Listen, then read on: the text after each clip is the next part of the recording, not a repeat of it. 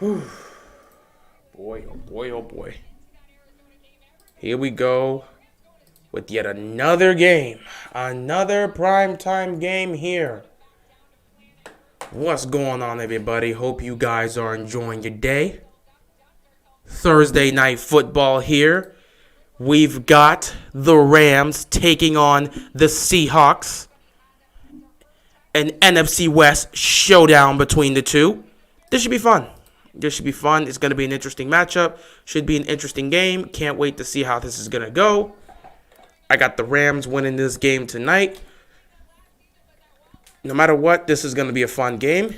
Matthew Stafford versus Russell Wilson. Two guys who are in the MVP conversation right now. Russell Wilson, despite the fact that the team is 2-2 right now, Russell Wilson's actually been playing very well. Like, he's done a great job this season. He's been playing very well. So, we'll just see. We will see how this game goes tonight. At the end of the day, I believe the Rams can get this job done. We'll see. No matter what, it's going to be a fun game. It's going to be an interesting game. What's going on, man? I want the Rams to destroy the Seahawks since my 49ers lost to them. What's going on, Jay? How's everybody doing here? Hope we're ready for a great game of football here. Thursday night football in Seattle.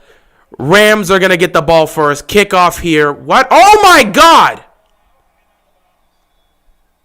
So we're going to start this off by just fumbling the... Wow. Whatever. But the ball went out of bounds. Still, the Rams are going to retain this. Atwell just tripped over what? He tripped over air. The Terp monster got him, and he just fumbled the ball. But it went out of bounds, so no harm, no foul. Matthew Stafford here on the field. First down for the Rams. Now, Matthew Stafford has been playing great. Matthew Stafford has been playing great so far this season. Like I said, he's in the MVP conversation alongside Russell Wilson. The team had a rough game against the Cardinals last week, so they're looking to bounce back here tonight. 1st and 10, quick throw here by Stafford, and the Seahawks defense immediately make the stop. It was behind the line of scrimmage. 2nd down here for the Rams. Looks like the Rams no huddle here. They're going to go up tempo here. Try to see if they can catch the Seahawks defense leaning. 2nd and 11 here. Stafford's got the ball. He's holding. He's going to fire. He's found the man. Caught. First down, Rams.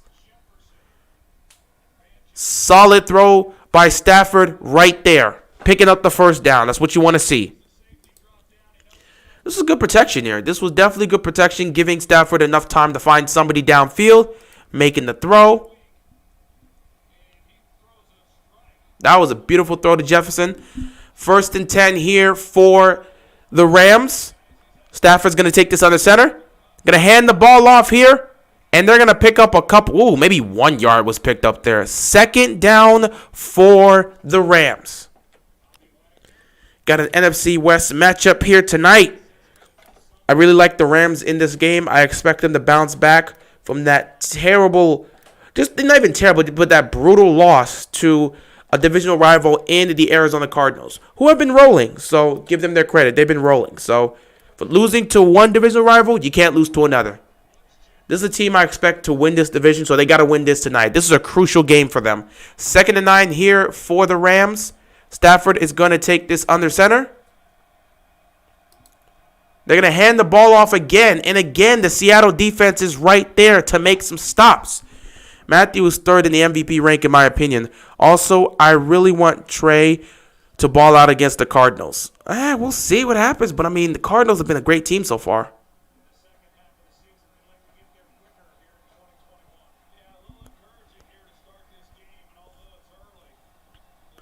Third down here for the Rams.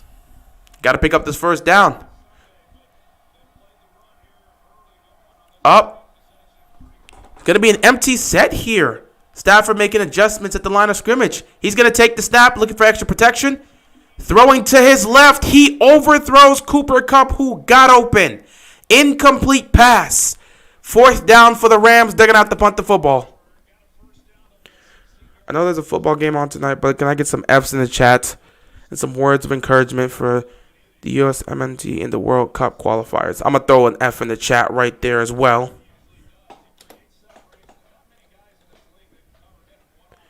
Would you take the Chiefs defense or the Steelers offense? Give me the Chiefs defense. 4th down and 6 here. They're definitely going to have to punt the football.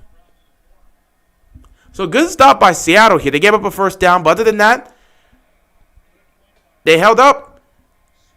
Oh, this is a great punt right here. Up to get some space. Nah, he's going to be stopped at the 25. So now here comes Russell Wilson. Russell Wilson this season has been great. He's been great. 9 touchdown passes, 0 interceptions. The team may be 2-2, but he's not the main reason for that. Had they not choked to the Titans, they'd be 3-1 right now. But it is what it is. It is what it is.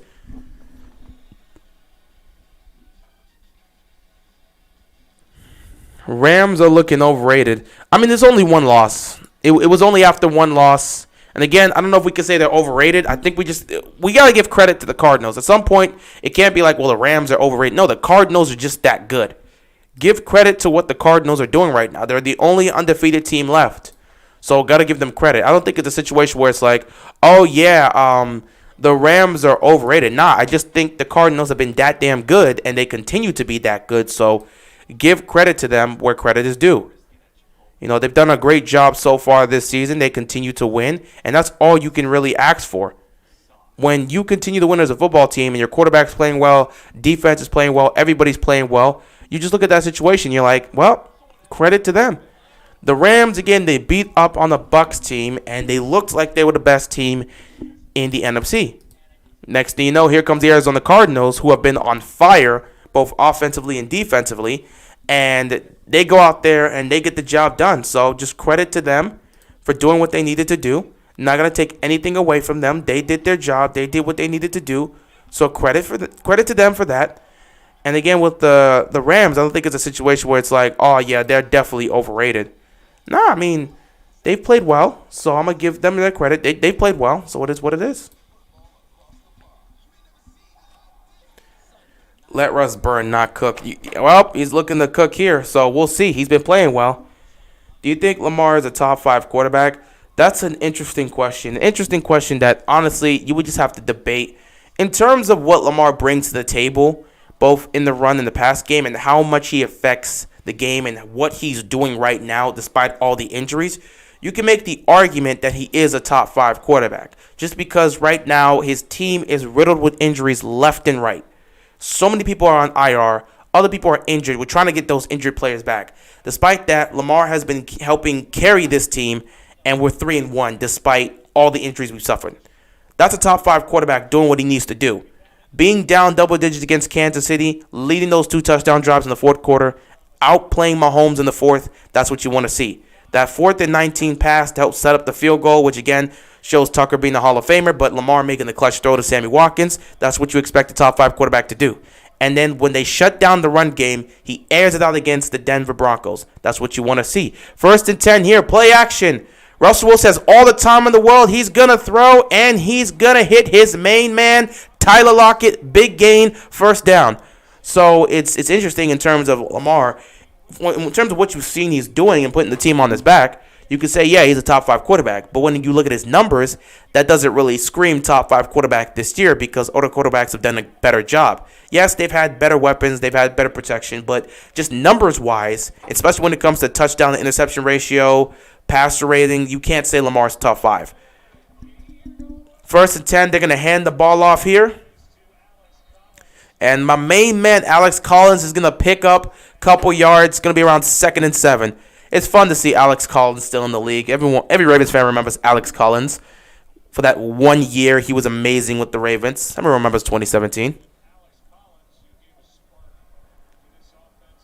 2nd and 7 here for the Seahawks. Russ is going to take the snap. He's going to roll to his right. He's going to throw to his man, Tyler Lockett, who's going to make a really tough catch right there. Ball was a little bit behind him, but he makes the catch. Picks up a couple. 3rd down here. Stats are overrated, to be honest. All we care about is wins. Yeah, I'm not really the type of person that's focused on like stats. I don't really care about stats. I'm focused on winning. But again, stats always play a role in terms of the MVP conversation and how that's going.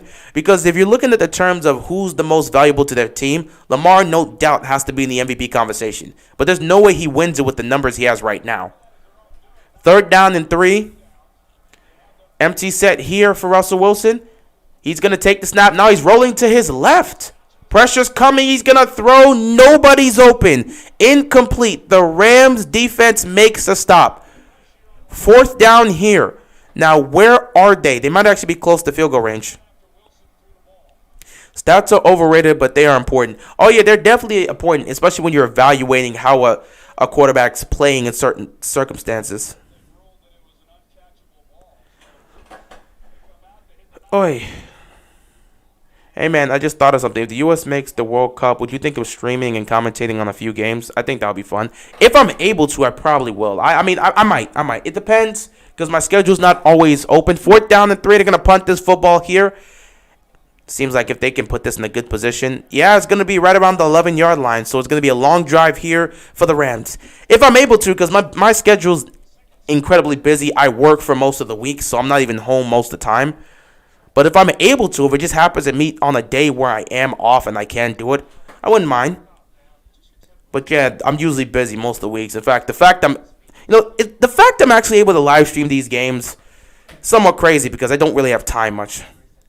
What game are you more hyped for? Bills, Chiefs, or Colts, Ravens? Bills, Chiefs. I look at the Colts, Ravens game. As a Ravens fan, I'm excited because we got another primetime game. It's our second game of the season. Or our second home game of the season, and both games are going to be primetime games. First home game was against the Chiefs on Sunday Night Football. Second home game here now is Monday Night Football against the Colts. And what a way to start off this season for the home team, for the Ravens, man, at the bank. Over a year since that stadium's been filled up, and the first 2 home games are both primetime games. Ravens flock is blessed with that this season. But yeah, the Bills and Chiefs game, I'm more hyped to see that. Because that literally is a rematch of the AFC Championship game we saw last year. And with the way the Chiefs have looked so far, I would not be surprised to see what the Bills are going to be able to do on the road. That's why I picked the Bills. I think this is a great matchup for the Bills. I think Josh Allen is going to get his first win against Mahomes. He's going to join Lamar and he's going to join Justin Herbert because these young AFC quarterbacks have struggled against Mahomes over the last couple of years. So now that Lamar has gotten that win, Justin Herbert's gotten that win. Baker, unfortunately, was not able to get that win, but he might have another chance if they meet in the postseason. But let's see if Josh Allen can get his win over Mahomes. But yeah, the Bills and Chiefs are definitely a game I look at and say, yeah, that's more interesting. That's one I'll be like, yeah, I want to watch that more so as opposed to, the Ravens and the Colts. Ravens and Colts are still going to be exciting. It's still a good game. It's a home game. It's a Ravens game, so I'm going to be hyped for it. But Bills and Chiefs, these two teams have the potential to meet up in the AFC Championship game again, assuming Kansas City can get their defense correct. Hope the Browns never trade OBJ. Baker plays like trash with him in the lineup. It's been weird because, it's not like Odell hasn't been getting open, but him and Baker, that connection just hasn't seemed to work. When Baker is targeting somebody else, things are going well. But when he's targeting Odell, I don't know if it's the miscommunication. Maybe it's they haven't had that much time together. The chemistry's not working out. But for some reason, when Odell's on the field, Baker has a need to try and feed him the ball because he understands how great of a talent Odell is. And Odell can get open. He's one of the most talented receivers in the league. But again, over the last couple of years, he hasn't been that productive on the Browns. And they're just trying to get that whole situation figured out. So, at some point, it really comes down to Baker just utilizing his other receivers. If you can't connect with Odell, you got other guys. 1st and 10 here for the Rams. Stafford, quick throw, and that was juggled it was a quick throw. It was juggled in the air, and it was somehow caught by Woods. He picks up the first down. If he doesn't juggle this, he's going for more yards. He picks up the first down, but he could have gotten more yards on that one. Tyler Lockett is going to go for 180 to 200 yards. I don't know. He could. Tyler Lockett's been great this year. So he could definitely go off tonight. I wouldn't be surprised. 1st and 10 here. Stafford over the middle, hitting his main man, Cooper Kupp. They're going to pick up 9 yards. Second down here for the Rams. I'm so happy that Debo has been playing immaculate since many 49er fans have been trashing on him. Yeah, Debo Samuel's great. He's definitely a great receiver. I like Samuel. I like his game, and he's a very good weapon for the Niners. So they have to be able to continue to find ways to utilize him. Would you be mad if the Ravens trade for OBJ? No, it just depends on what they will trade for him. 2nd and 1 here for the Rams. Stafford on the center. They're going to hand the ball off here, and they're going to pick up the first down. Moving the chains. That's what you want to do. Keep building, moving the chains, getting closer and closer to scoring. First down, Rams. But yeah, I wouldn't be mad if the Ravens choose to trade for Odell. I wouldn't be mad. However, there's no reason they would want to do that. With the way the receiving core has been this year, they like their guys. Okay, they like their guys. And there's a lot of hype towards Rashad Bateman, who may play in this game on Monday night. So everyone's expecting him to just come in and take that role of the number 1 receiver. And I believe he can, but it'll take time. It's not going to be quick. Over time, he'll be able to develop into that role. But yeah, everyone's been great so far, so I don't see how they would want to trade for a receiver. If anything, trade for an offensive lineman. 1st and 10 here. Stafford. Quick throw again to Cooper Kupp. He's going to pick up a couple yards. 2nd down here. But yeah, there'd be no reason for the Ravens to trade for another receiver. The receivers just have to catch the football. They've been playing well. Sammy Watkins has been a great addition, and he's done a great job. Hollywood Brown has been doing nothing but getting open downfield. He just has to catch the football consistently. And then Prochet and Duvernay, they're getting involved. With Bateman coming back, this offense can really do something, as well as Mark Andrews just doing his thing as well. But with Bateman coming back and maybe Boykin, we could really get to see what they can do. If anything, trade for an offensive lineman to get this whole situation going. 2nd and 6 here for the Rams.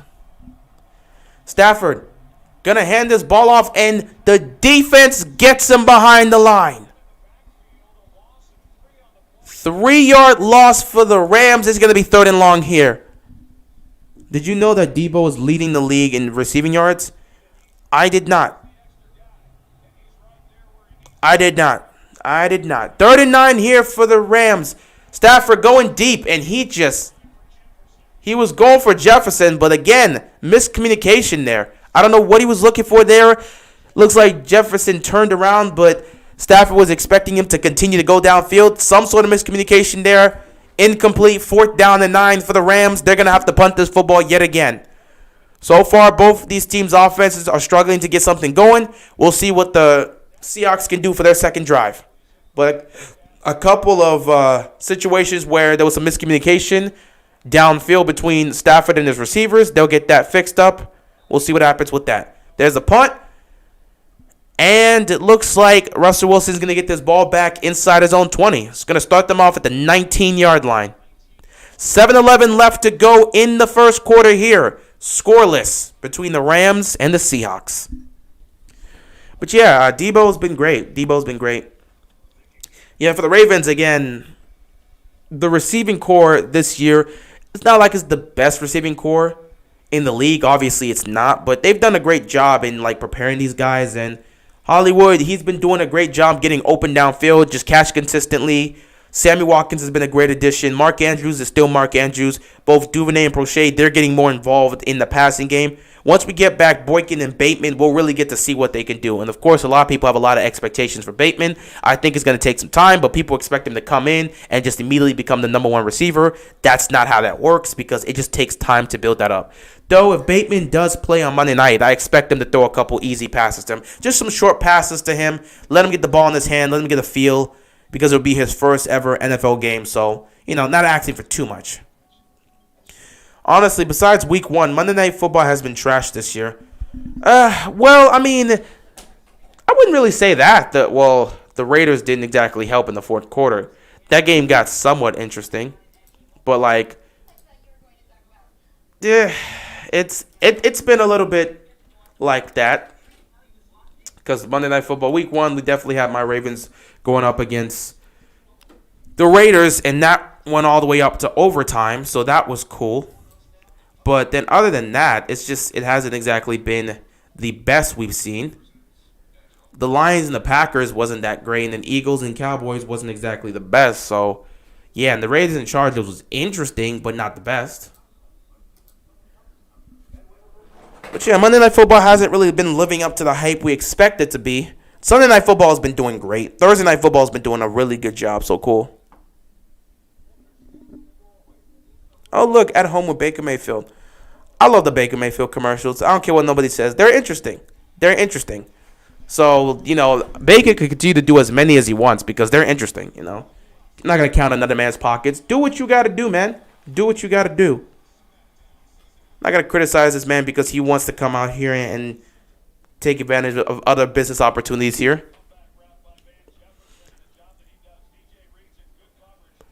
Yeah, this is miscommunication. Some sort of miscommunication there. Stafford expecting to continue to go for it. So, yeah. But a 1st and 10 here for the Seahawks. Russell Wilson's going to take this ball on the center. They're going to motion DK Metcalf. They're going to hand the ball to Alex Collins, and he's going to break through, and he's going to pick up the first down. First down, Seahawks. That's what you love to see. You love to see that. Baker can keep wasting his time doing commercials, and Lamar will focus on winning a Super Bowl. Yeah, really. I mean, it's not like Baker. First of all, Baker making Super Bowls, that has really nothing to do. There's no correlation between him doing those commercials and him not putting in the time and focus to improve his craft and try to win a Super Bowl. You can make commercials and still focus on trying to win a Super Bowl. So it's not like he's not doing that, and he's not wasting his time making commercials. The brother, that's money. You can't count another man's pockets for that. 1st and 10 here. Russell Wilson, he's going to throw. Incomplete right there. That was not a good throw by Wilson. But yeah, it's not like he's wasting his time with those commercials. He's making money off that. Not wasting his time with those commercials. And again, him doing those commercials has no correlation or no relation to him trying to compete for a Super Bowl with this team. And yeah, Lamar is definitely focused on winning a Super Bowl, but same for Baker. I believe most quarterbacks, I'm not going to say every, because there are some quarterbacks that play that don't really care or they don't have the attitude of trying to win. But most quarterbacks play in this league, they want to win a Super Bowl. So I don't think Baker's like, oh, I'm so great with these commercials, I'm not going to focus on trying to win a Super Bowl. 2nd and 10 here. Oh, Russell Wilson. Yeah, man. There's the flag. Russell Wilson immediately had a Rams defender in his face. He has to make a move right there to dodge the pressure, and he just has to throw it in the dirt. But a flag is on the play. Do you think Josh Allen deserves his $258 million contract? Well, again, look what he's done so far. He's taken them.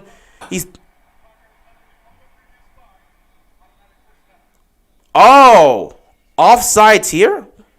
Wait, no, holding on the defense. So that's a 5-yard penalty. There was a hold on Tyler Lockett right there. Williams holding Lockett. So 1st down here. But yeah, I mean, Josh Allen, when you look at his resume, over the last 2 years, he's taken his team to the playoffs twice. And then last year, he accumulated 51 total touchdowns and took his team to the AFC Championship game. 1st and 10 here. They're going to run it with Collins. He's going to pick up 1 yard, 2nd down. So yeah. He's taken the Bills to the playoffs in back-to-back years. Last year had a historical year, a year to remember. 51 total touchdowns from him and took his team to the AFC Championship game. And and again, if you've seen his progress, he has gotten better in every single season. From his rookie year to where he is now, he's gotten better. So, I mean, they paid him for the future. If you got a quarterback that's improving and getting better, I think I would say he deserves his contract. I mean, unless he just regresses. But at some point, you already know he's playing well. If he could take them to a championship game, you would assume he could take them to a Super Bowl one day. 2nd and 9 here. Wilson, pressure's coming to him. He's going to step up. He's going to throw. It's caught!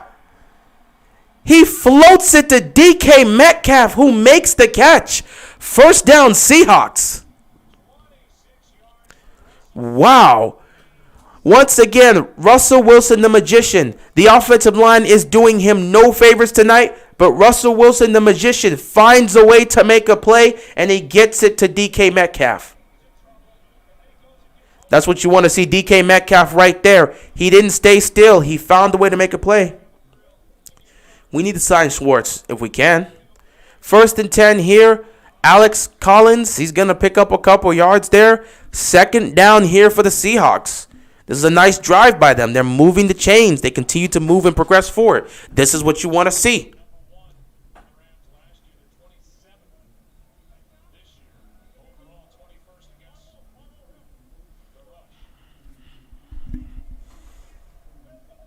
Imagine if Russell Wilson had an O-line that wasn't a house of cards. Yeah, it would do wonder for him. It would definitely do wonders for him. 2nd and 6. They're going to hand this ball off again. Collins, who's going to spin? Nice spin move by Collins. He's going to pick up a couple more yards. They're going to be 3rd and short. 3rd and about 2 here for the Seahawks. That was a nice spin by Collins there. But yeah, this is a great drive here for the Seahawks. Great drive. If only Russell Wilson had an offensive line, things would be so much better for him. But you know what? It is what it is. There's nothing he can really do about that, you know.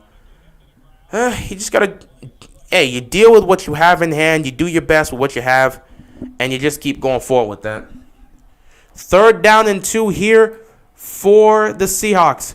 Wilson's going to hand this ball off. And the Rams defense makes a stop behind the line. 4th down for the Seahawks. In my opinion, underrated players are becoming overrated. People have been praising Terry McLaurin as a top 5 receiver, which he's not, but he's still great. 4th down and 2. The offense is still on the field. Are they going to go for this here? Are they going to go for this here?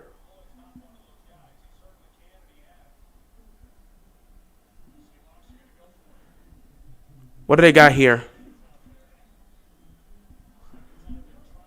You have Russell Wilson under center. You can probably do some sort of play action or something quick. A quick throw here. They just ran the ball.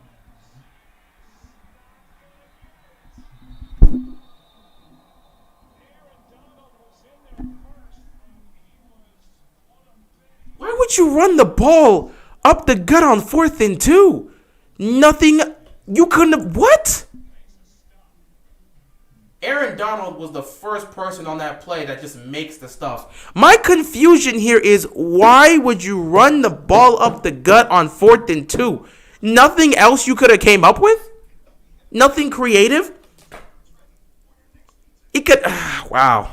Just running the ball straight up the gut. But yeah, McLaurin's been great. He's playing like a top 5 receiver, but obviously he's not a top 5 receiver right now. But he's been great.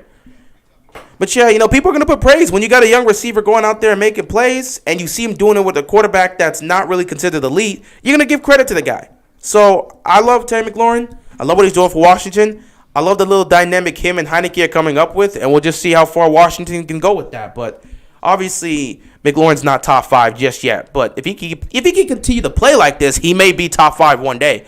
Because, you know, we know some of the top 5 receivers right now, especially with DeAndre Hopkins, he had to go through a situation where he wasn't playing with star quarterbacks, but he was still putting up great numbers. McLaurin's doing that right now. If the Ravens made the playoffs in 2017, we would have played the Jags. What do you think would have happened? Well, in the playoffs, we probably would have beaten the Jags. If that would have been the wild card round, we could have beaten the Jags. We could have beaten the Jags. I definitely believe we could have beaten the Jags. However, here's the issue, though. It would have been a disgusting game. It basically, the Bills-Jags game that was that wild card game, the 10-3 game, that probably would have been the final score. Because I don't see how we're going to score a lot of points on the 2017 Jags defense. I just don't see it. Actually, thinking about it now, we probably would have lost that game. Because if I remember right, in 2017, that was the London game where we played up against Jacksonville and they destroyed us. So, you know, we might have lost that game.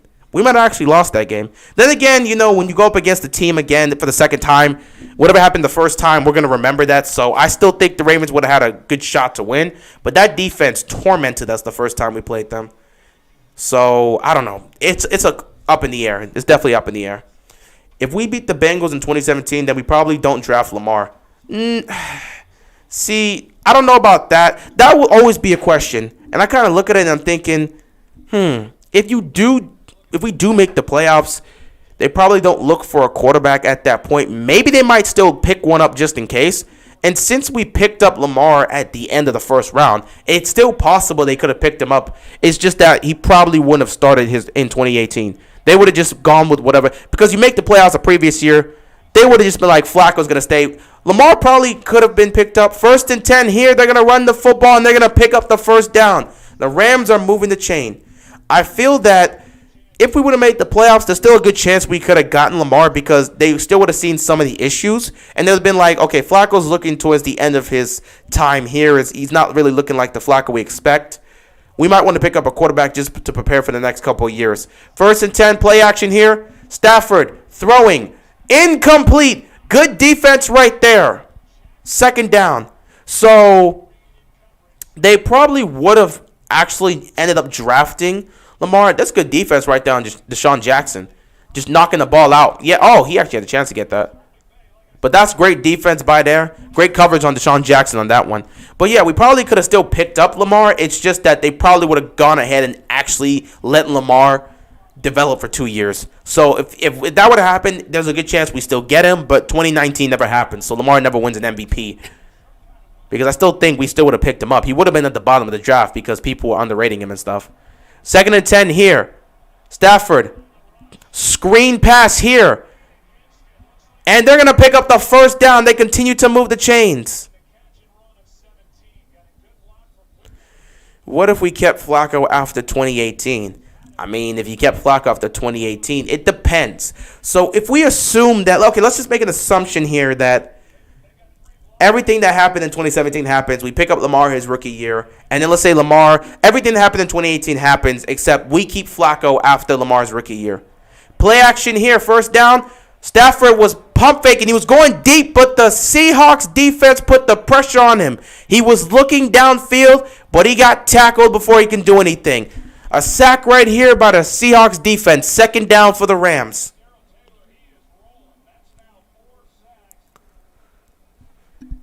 Great right there. Great defense right there. That's a little bit of a hold. But, okay, they probably would have, let's say Lamar's rookie year happens the same way, and then, the playoffs end that way. It depends. They probably would have kept Flacco as a backup, or maybe, I don't know, it would have been interesting. Either way, he probably would have been a backup if Lamar would have started off the way he did against Miami. But it would have been interesting to see the controversy that would have happened there, potentially. 2nd and 17, Stafford over the middle. It is caught. They pick up the 1st down here. Woods making the catch. That was a great throw. Great throw there by Stafford, picking up the 1st down here. Did he get past it? This might actually be close. That might be 3rd and short. It depends on where the refs are going to put the ball. Nope, he did pick up the 1st down. 1st and 10 here for the Rams. Empty backfield here for Matthew Stafford. Just under 40 seconds left in the 1st quarter.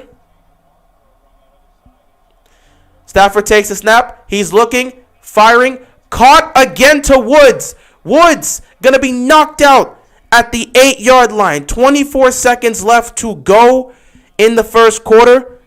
And it's 1st and goal for the Rams. Wow, Woods was just wide open. Woods was wide open. That was an easy throw. That was schemed up right. So they're going to let this clock run out, and the 1st quarter is going to end here. So that's the end of the 1st quarter here. It's a tie game. We're all tied up here, 0-0 after 1.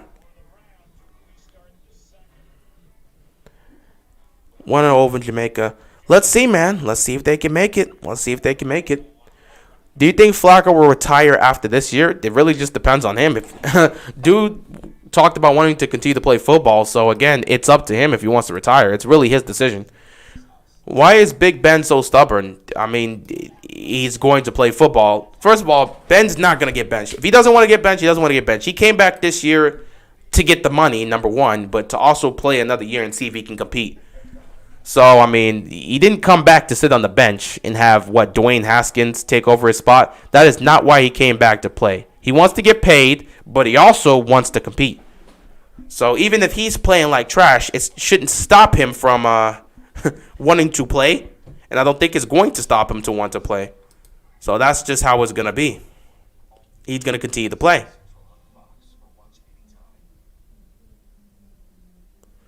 No matter what, that's just how it's going to be.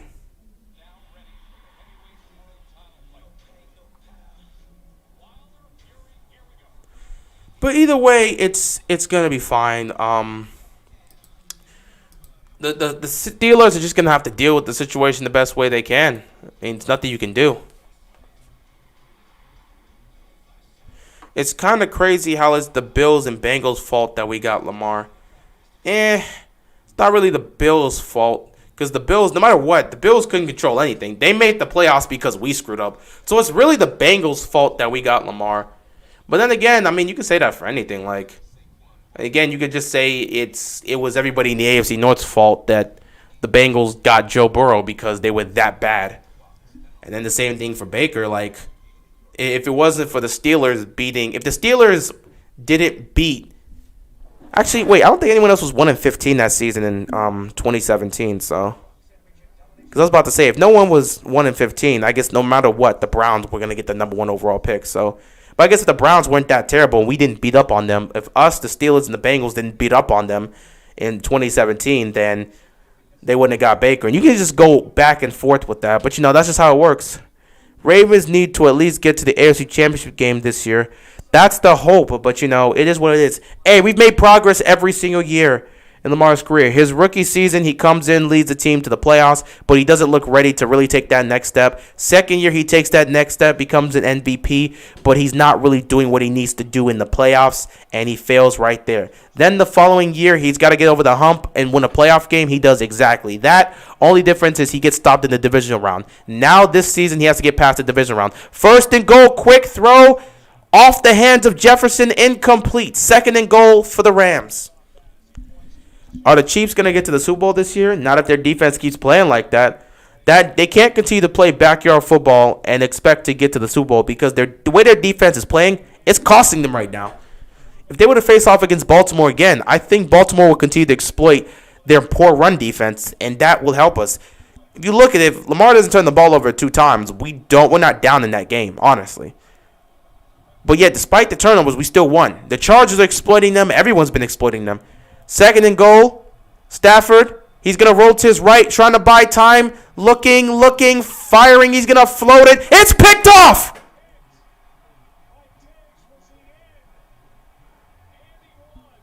What in God's name was Matthew Stafford throwing to?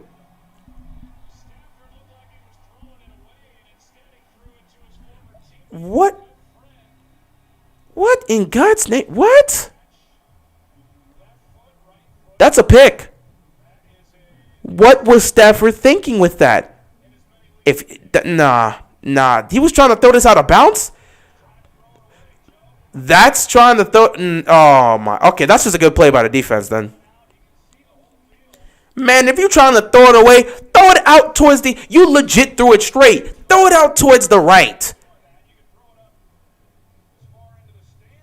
Oh, but he had thrown it to the stands. Throw it out towards the far right or throw it into the stands. I don't know what Stafford was thinking. He got lazy and assumed nobody was going to go after that ball, and he throws a stupid pick.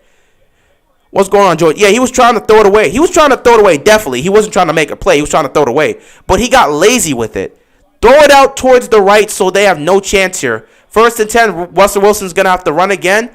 Pump fakes, nothing there. He's going to take off and pick a couple yards. Better yet, Stafford could have just beamed it into the stands. He got lazy with it. He saw a bunch of open field and assumed nobody was going to try to get the ball. So it was a great play by the defender. But Stafford, beam it into the stands. Beam it into the stands. You got lazy and you floated it, hoping it would just be an incompletion. Just beam it into the stands. That's all you got to do. Like, he got lazy with this. He didn't think nobody was going to come for it. Just beam that into the stands because you put the ball at risk and somebody can go make a play. And obviously, that's what Diggs did. 2nd and 4 here for the Seahawks. They're going to hand the ball off to Collins. He's going to pick up a first down. We tried the backyard football approach in 2018. It did not work. Yeah, it's not going to work out long term because teams... With the way your defense is playing, it's not good. You gave up 30 points to the Eagles. That is not a good look. This defense needs to improve. Because if they continue to play this poorly, I don't see how you guys get back to the Super Bowl. I just don't see it. Like, I think it'll be another type of situation where you're not getting back to the Super Bowl. 1st and 10 here for the Seahawks. They're going to run the ball here, and they're going to be stopped. Couple yards picked up. 2nd down here. We're going to get number 1 in the AFC North this week. Well, we'll see. Cleveland has to go up against the Chargers. I think the Chargers can win that game. Cincinnati has to go up against the Bengals. I think Packers. No, I'm sorry. Cincinnati has to go. Cincinnati has to go up against the Packers, and I think the Packers are going to win that one. So I think the Packers can beat the Bengals, and the Browns are going to lose to the Chargers, in my opinion. So Baltimore has a chance to be number 1 in the AFC North. 2nd and 9. Russell Wilson's going to take the snap. Throws over the middle. It's popped up and it's picked off. Ramsey makes the play there. Forces the ball to be tipped in the air, and it's picked off. So now both quarterbacks have thrown a pick. Though this one isn't Russell Wilson's fault. First interception of the season for Wilson. Okay, that could have been a better throw. But again, I'm going to give it, I'm not going to blame Russell Wilson too hard on that. That was more so just Jalen Ramsey being a great corner and making a play. He was all over Tyler Lockett on the coverage. He forced that ball to get tipped in the air, and it was just picked off. So that's just great defense by... What is this guy doing? That's just great defense by Ramsey forcing the turnover. But yeah, that's the first interception that Russell Wilson has thrown this season. And again, wow, that's just bad. The momentum was right there. The momentum was right there for the Seahawks to try and take over after Matthew Stafford got reckless trying to throw the ball away and he threw a pick. And now Russell Wilson ends up throwing a pick. That's not good.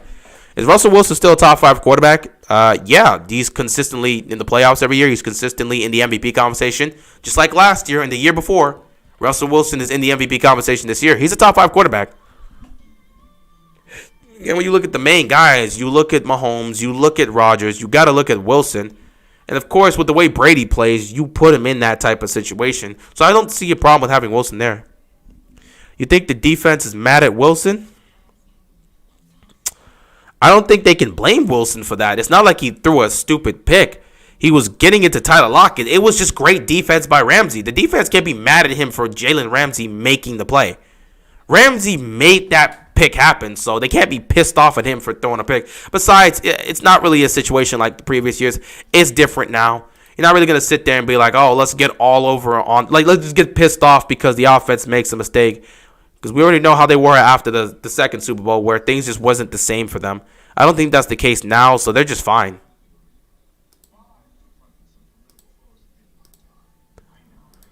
But either way, both quarterbacks have thrown picks now. That's just absolutely fantastic. That's exactly what you didn't want to happen. Momentum absolutely gone. And now Matthew Stafford gets good field position. And we'll just see. We'll see what they can do with it here. He throws a pick. Wilson throws a pick. Now everything's on even terms. We'll see what happens now.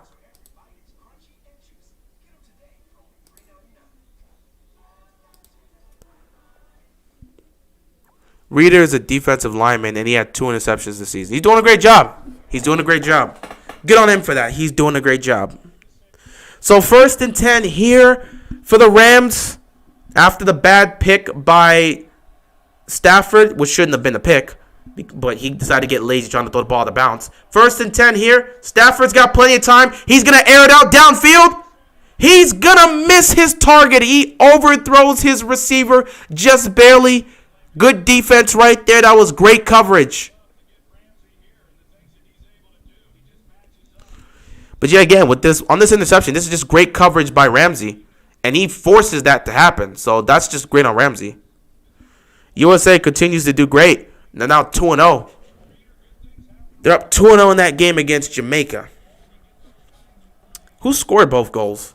Well, who scored the 2 goals? 2nd and 10 here for the Rams.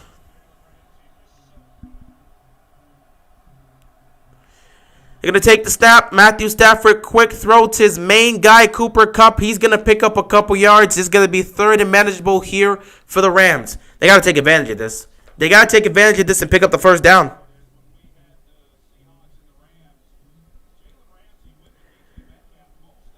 How do you feel about Patrick Queen? He's not looking too good. Patrick Queen has to tackle. That's all I got to say. Patrick Queen, he's making the right reads. He's getting in the right areas. He's just not making the tackles.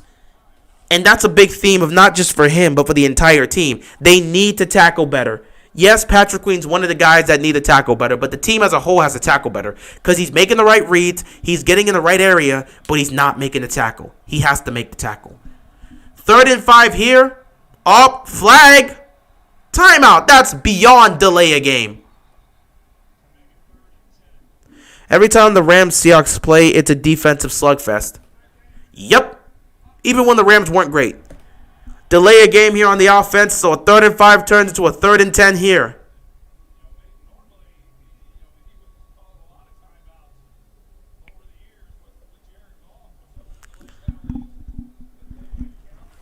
Fantastic job. Just fantastic job. 3rd down and 10 here for the Rams. Stafford's going to need some protection if they're going to be able to convert this. Looks like they might send a little pressure. Oh, they're going to run this. Oh, wow. They went conservative here. They went conservative. Why? I don't know. They're going to just hand the ball off and get off the field. Way to waste the defense's efforts. 4th and 8. They're going to have to punt the football again. Only defense is playing good right now. Yep. Game is sloppy right now. Both quarterbacks have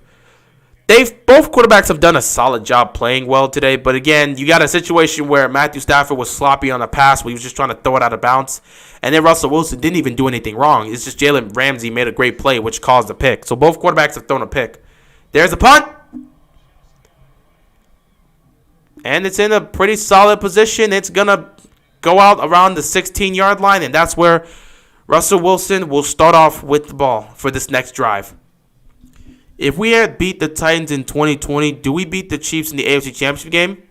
With that offense? No. We would have got smashed. We would have got destroyed by Kansas City in the AFC Championship game. I stand by it. When I looked at the team last year and the way the offense played, I wasn't thinking we could go to the Super Bowl. I was hopeful of one thing. Man, if we make the playoffs, we got to win a playoff game. That was just it. We got to win a playoff game. If we can win a playoff game, we'll be good. I knew after we won against the Titans, when we went up against the Bills, I had a feeling our defense was going to do a great job against the Bills. I just needed the offense to put up 20 points. I felt that the offense could have found their rhythm. We would have beaten the Bills. Now, in terms of beating Kansas City in the AFC Championship game, nope, that would have been in Kansas City. We would have got screwed. We would have got crushed, man. It would have been over because our defense didn't do well against Mahomes when he came to Baltimore on Monday Night Football. What would they have done in Kansas City? It wouldn't have worked out. Not to mention our offense was way too inconsistent in 2020, and it just wasn't good in a lot of cases, especially with the passing game. I wouldn't have trusted it. We probably would have gotten beaten by the Chiefs in the AFC Championship game. But it is what it is. We didn't make it. The Bills did, so it is what it is. Remember Joe? Overrated. Yes, I remember Joe Flacco. And again, Joe wasn't really overrated. No one ever considered him to be an elite quarterback. It was the constant debate, is Joe Flacco elite? Most people said no. So Flacco was never considered a great quarterback. So I can't say he's overrated because no one ever gave him any of the credit. Even that Super Bowl run, they just said, well, the defense did the job, which is incorrect. But, it is what it is. I meant when we were the 1 seed in the year before. Oh, you're talking about, okay. So you're talking about in the 2020 divisional round, if we had beaten the Titans in the 2020 divisional round, where we had beaten the Chiefs in the AFC Championship game. Well, we went a long way. We came a long way from that matchup we had in Week 3. Because after the Browns game, we slowly started to build our way up. And had we had beaten the Titans the way we should have beaten the Titans. No question, we should have beaten the Titans. But we came out sloppy. We didn't play our best football. The Titans came to play. They crushed us. Congrats to them. Great job. They executed that night on everything they wanted to do. If we would have gone to Kansas City for the AFC Championship game in that 2019-2020 season, could we have beaten the Chiefs? I believe we could have, but it would take an amazing... First of all, the defense would have to be on its absolute best. It would have to be on its best day. The defense cannot make any mistakes. So I think it would have been possible, but it would have been difficult. 1st and 10 here for the Seahawks. They're going to pick up the first down, man. They are running the football effectively in this game. Wow, the Seahawks are running the ball well in this game. Rams run game looking like the Steelers run game last year. Yeah, they can't get anything going in the run game. The Rams are struggling to run the football right now. Meanwhile, Seattle's running the ball well. They're running the ball well. 2019 Ravens are like the Mavs when they lost to the Warriors in the first round. That is an interesting comparison. First and 10. Russell Wilson's going deep. He has his man Tyler Lockett. What? There's the flag. There's the flag. That is clear pass interference. Tyler Lockett was going to make that catch. That is clear pass interference. So that's going to put them in good position here because that was clear pass interference. Oh, that's bad. But that is clear pass interference, no question. But yeah, that's an interesting one to say that the 2019 Ravens are like the Mavs when they lost. What, the 2009 Mavs when they lost to the Warriors in the first round? Is that Marshawn? Nah.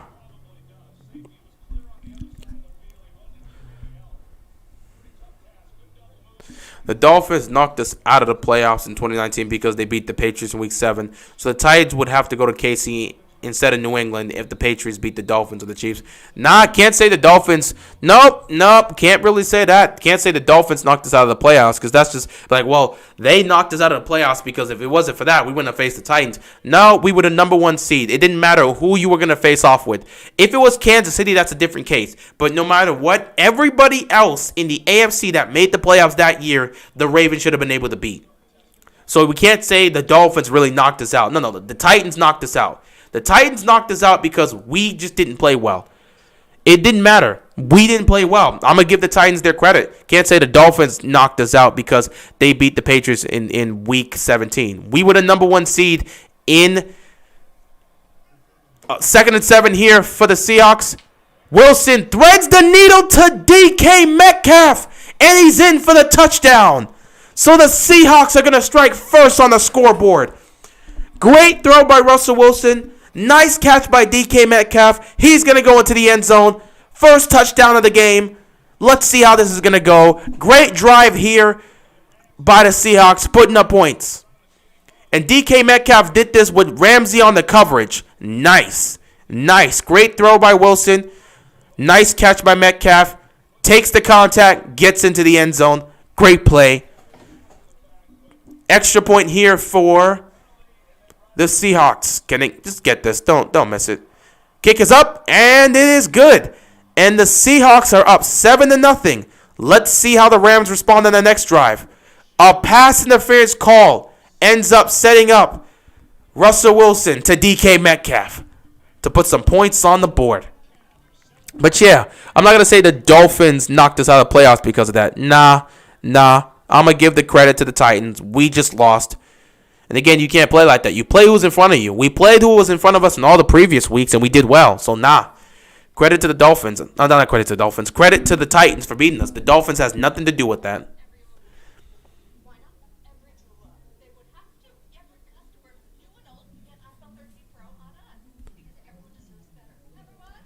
DK underrated. Yeah, he's very underrated. He's underrated in some aspects. It's just the Seattle's offense. Sometimes they don't know how to utilize DK. Other times they know how to utilize him very well. It's very inconsistent, and that's where an issue comes in. But DK is great. Why did Michael Thomas completely vanish after 2019? Well, 1, injury, and 2 was just not being utilized anymore. But yeah, I'll definitely say number 1 just has to deal with injuries. Hell, injuries is a reason he's not playing right now. And they could definitely use Michael Thomas. Because the Saints have been losing games they shouldn't lose. But it is what it is. You manage it left and right and you see what you can do.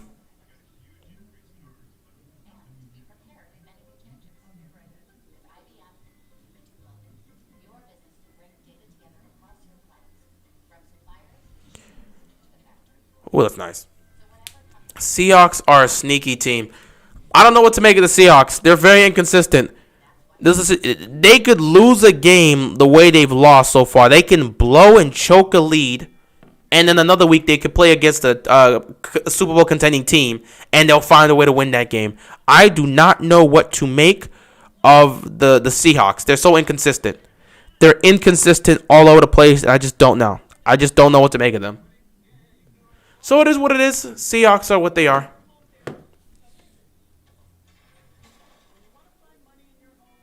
If Packers had another superstar receiver, They could have beat the Bucks. Well, they could have beat the. Well, I'm not gonna say if they had another superstar receiver, they could have beat the Bucks. Nah, if they had a secondary that did their job, they could have beat the Bucks. Because I mean, one way or another, the receiving core, it wasn't like the offense was terrible. You know, you're just having Kevin King give up a touchdown at the end of the half. Maybe you just don't do that. So it's as simple as that. Just don't, give up a touchdown to end the half. You would have gone into halftime down 14-10. That would have been an entirely different football game if that was the case. So it's not the offense, it was the defense playing bad. Offense also didn't play the best, but defense giving up points before the half. What could Rodgers do what could Rodgers in the offense could have done about that? Nothing. Having another elite receiver is not going to change the fact that your defense was giving up that many points. The Kevin King Packers make the bowl. Well, if they have someone else to take over with Kevin King, from Kevin King's spot, maybe they do well. Who knows? Maybe they're never down 18. Maybe they make it. But, it is what it is. Can't really play the if game because at the end of the day, the Bucs made it to the Super Bowl and they won the championship.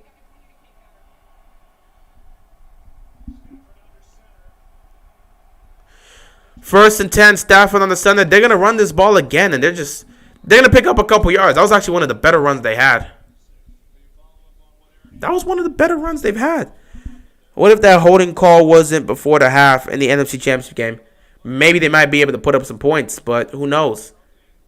If that isn't called, if that holding call wasn't called, they would have been fine. And of course, the missed penalty, the interception that happened before halftime, it was a whole mess. So maybe if that call doesn't happen, maybe the Packers put up some points before the halftime. Who knows? 2nd and 4 here for the Rams.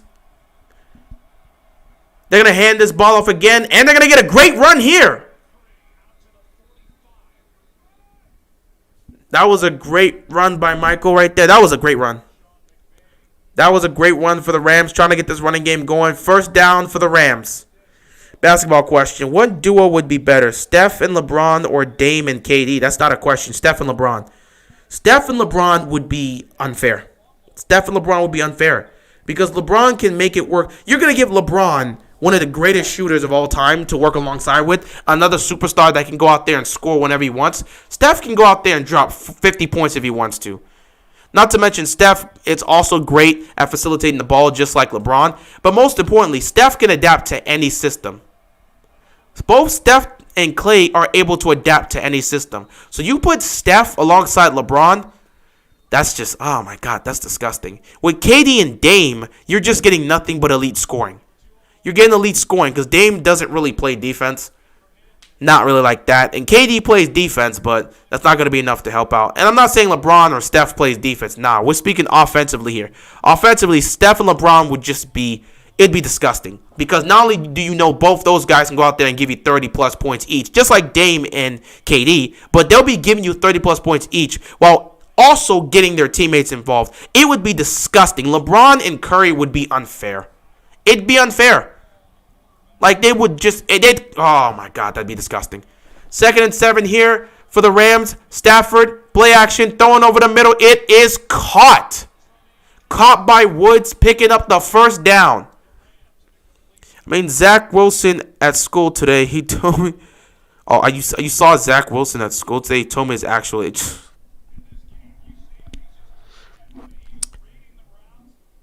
That would not even be fair. Yeah, LeBron and Curry would be unfair. KD could have beat the Nets by himself if you. Okay, he could have beaten the. Oh, you mean the Bucks if he wasn't tired? Well, if his toe wasn't on the 3-point line, they would have moved on to the Eastern Conference Finals. So it is what it is. 1st and 10 here for the Rams. They're gonna take it on the center. They're gonna hand this ball off, and they're running the rock now. It's starting to get effective. Picking up some more yards here. 2nd down for the Rams. But yeah, if his foot wasn't on the line, if his toe wasn't on the line, that clutch shot he made, that would have been a 3. They would have won the game. They would have won that game 7, and they would have moved on to the Eastern Conference Finals. So, yeah, give credit to KD. Unfortunately, that was just some bad luck right there. If his toe wasn't on the line, they would have moved on to the Conference Finals. But it is what it is.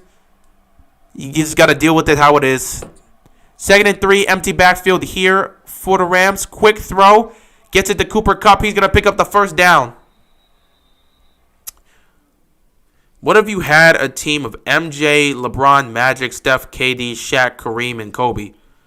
So what are we talking about here? Like an all-star team? Because there's no way you would actually have a basketball team with all those players. You would just have to, I mean, if it's an all-star team, you had an all-star team of those guys together. I mean, you could trust them to do anything. That's legit. That's another dream team right there. That's basically a dream team. Right? I'd probably be one of the best, if not, that'd be the best dream team you could possibly get. You're getting LeBron, MJ, Kobe, Magic, Steph. First of all, you're getting 1st and 10 here. Quick throw and caught to Michelle. He's going to pick up around 9 yards, 2nd down. But yeah, you're looking at that. It'd be crazy because first of all, you're getting, whether it's LeBron or Jordan, however you have it, you're going to have the greatest of all time, or at least number 1 and number 2 on the same team together. Then you're going to have the greatest point guard to ever play in Magic Johnson, and then the second greatest point guard to ever play in Steph Curry. And then you're going to have Shaq, the most dominating force to play this game, as well as Kareem. I mean, it's just not even fair. You wouldn't be able to play. Whoever's going up against them knows they're not winning the basketball game. 2nd and 2. Seahawks defense gets behind the line and makes a stop. They stop Michelle. 3rd down here for the Rams. If you were a Cavs fan, would you hate LeBron, LBJ to leave to go to the Heat? Would I have hated the original decision? I mean, I wouldn't have liked. I didn't like how LeBron handled it. I'm fine if he would have left. If I was a Cavs fan, I guess I'd be hurt. But I understand that this franchise is a dumpster fire. When I see how the Cavs franchise is, I'm not going to blame LeBron for leaving. I'll be like, well, damn, we had an opportunity to get him players, and we just didn't get him the players he needed. 3rd down and 2 here. They're going to hand this ball off again, and they're going to get stopped. I don't know what the play calling here is for McVay, but it's going to be 4th and short here. Like, what are you doing? What are you doing, man? What are you doing? But yeah, they had opportunities to get LeBron the players he needed, and they didn't do it. So, it is what it is, you know. It is what it is. You just take it as it is. I wouldn't have been mad at him for leaving. I'm like, you could have surrounded them with actual star talent, but you didn't throughout the entire, 7 years he was there? So, it is what it is. I'm not going to get mad at him for leaving. I wouldn't blame him. I'd be hurt because I'll be like, now my team sucks, but it is the case. 4th and 1, they're going to run this football, and they're going to pick up the first down.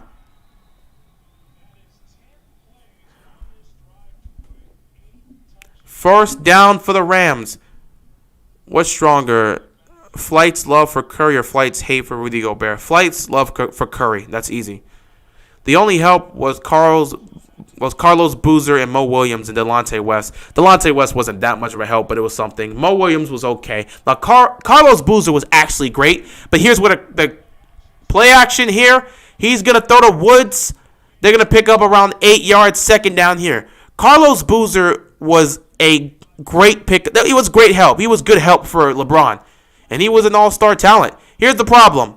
They had a chance to hold on to Carlos Boozer, and they didn't. They screwed up because the Cavs are a dumpster fire of an organization. They screwed up, and they ended up losing Boozer.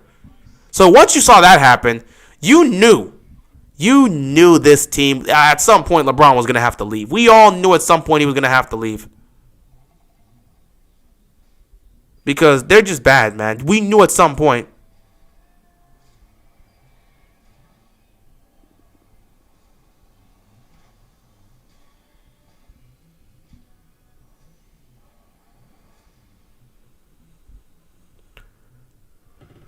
Ooh, yeah, Flight's love for Curry.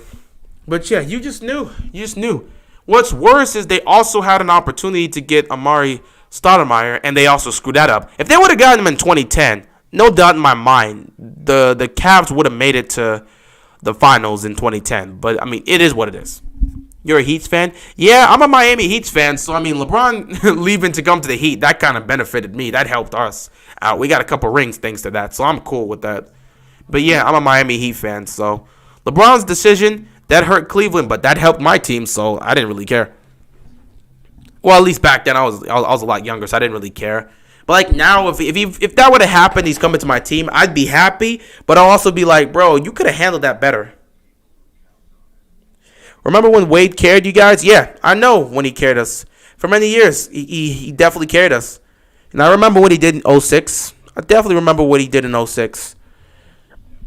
I mean, he did something. We really were looking at him in such a different light. We're like, man, he looked Jordan-esque in the finals against the Mavericks in '06. That was crazy. Is Steph top 10 all time? You can have a debate for that. It's very difficult. You can have a debate because at the end of the day, I believe once Steph finally retires, you can't put him anywhere lower than the second greatest point guard of all time. I don't think he can pass Magic. Magic is probably going to be number one for a long time. Steph is the closest. Steph has been the closest to reaching Magic in that situation. But I'm gonna be very honest. I just don't see anyone passing Magic, and that's just how I am with that. So when I look at it like that, I would say Steph would probably be considered the second greatest point guard to ever play this game, right behind Magic. I hate when people try to discredit LeBron and KD's rings. Okay, fine, they joined super teams, but at the end of the day, they have the word champion next to their name. With LeBron, it was very LeBron. Yeah, he joined a super team because they had to move. Well, let's see. If you look at the 20. Yeah, you could definitely say that because getting Chris Bosh and D Wade there. Though I would say that 2010 Heat didn't really look much as a super team. But then again, when you have 3 stars, it has to count as a super team. 2nd and 4 here for the Rams. They're going to run this ball, and he's going to come close. He might have picked the first down up. And then KD going to the Warriors. Yeah, they got rings behind their name. I don't have a problem with KD leaving. The only thing I had an issue with when it came to KD was he chose the Warriors. And the reason why I had an issue with that was because he just lost to them. Like, we were, a couple weeks removed from seeing him lose to this team? You lost to this team, and then you go join them. It's like the literal definition of if you can't beat them, join them. And as you know, you're supposed to be a competitor. For you to do that seems tough. But you know what? Over time, you look at it, it's like, it is what it is. And for me, I looked at it and said, hey, man, it's your legacy. You are 31. They're going to make a stop behind the line. Seahawks defense is making stops.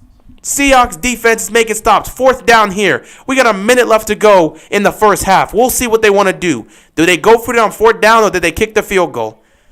But yeah, I look at it, I'm just like, well, you went to the team that just beat you, so it's very difficult for that. But at the end of the day, he got to the finals, and he owned the finals, and he was the main reason they won. He averaged 35 points the entire finals in 2017. And then he owned the 2018 championship, the 2018 finals as well. And then won 2 championships with 2 final MVPs. So at the end of the day, he's a champion. Now, people may not look at his rings the same way they look at Dirk's 1 ring in 2011, which they should. Not all rings are equal. Every single championship ring is not equal.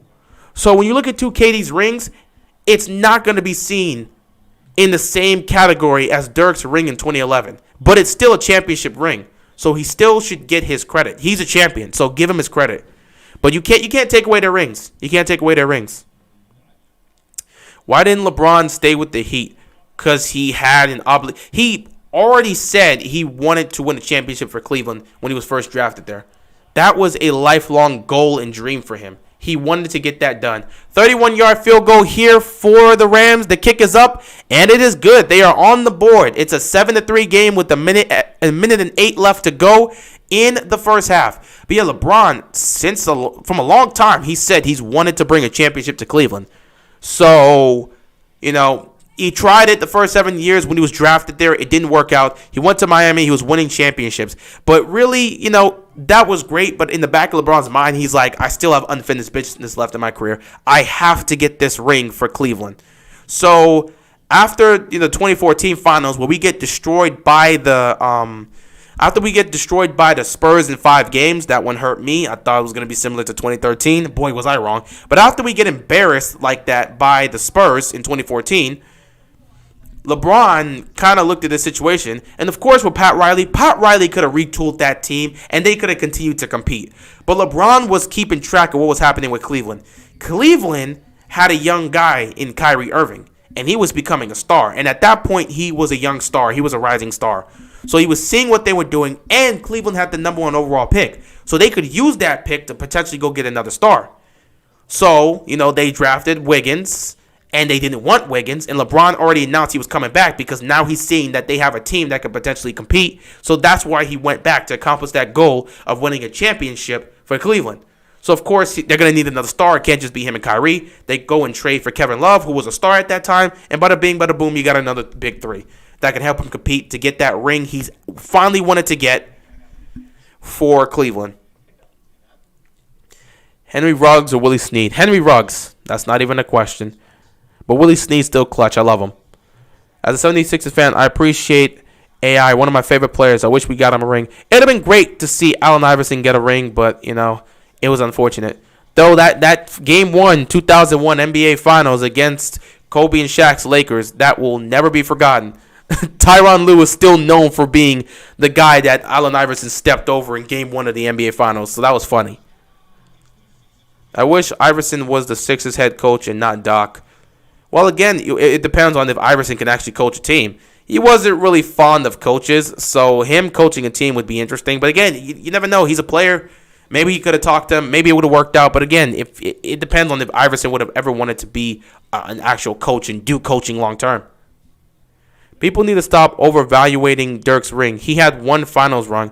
Well, again, with the one ring, you have to overvalue it because of what he did. Bro, you understand that throughout that playoff run, the 2010 defending champions, the LA Lakers, with Kobe and Pau Gasol, they destroyed that team. They swept the Lakers. Then he takes on a young OKC team that looked like they were going to go to the finals. What was it? How much were they? 67 wins that year? No, not that. But they were a young OKC team with Harden and KD and Russ.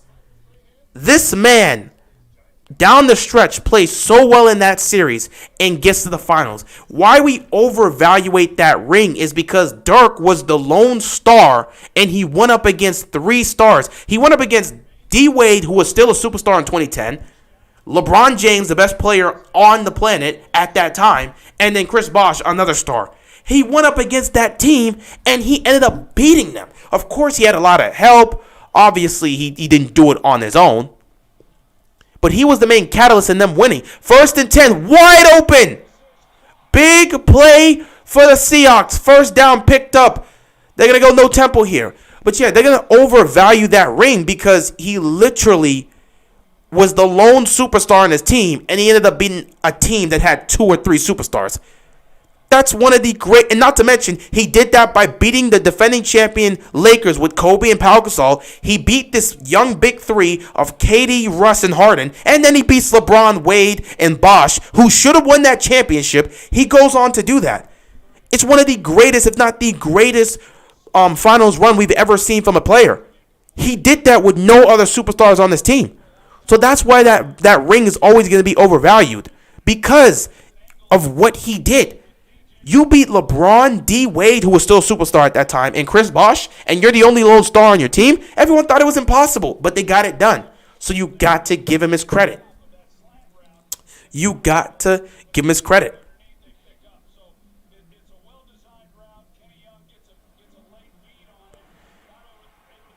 That was a great play right there.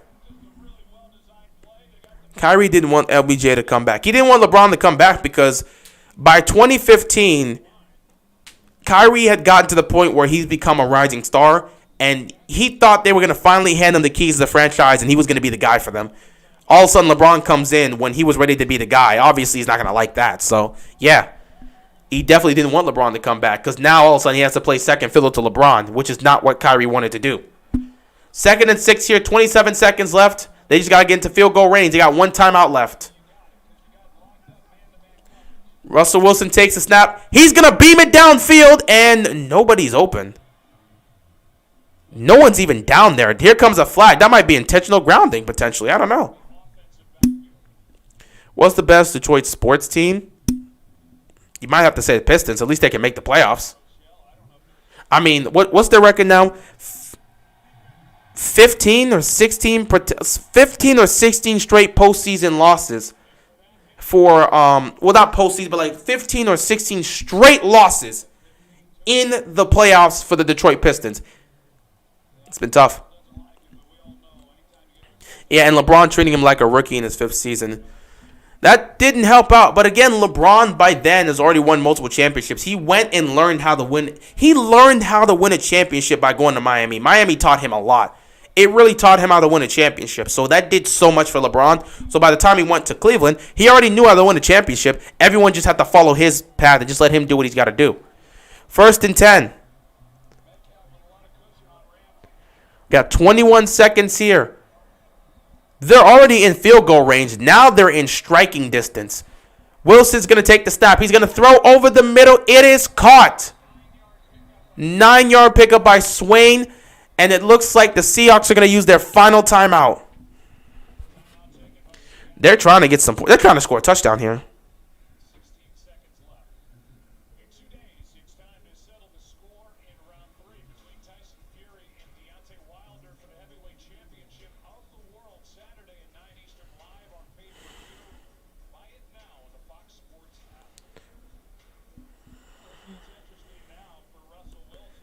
Second and 1 here for the Seahawks. 16 seconds left, no timeouts. They still got a chance. They're in striking distance to put up a touchdown. If they can go up 14-3 going into halftime, they'll do wonders. But no matter what, they got to get points out of this.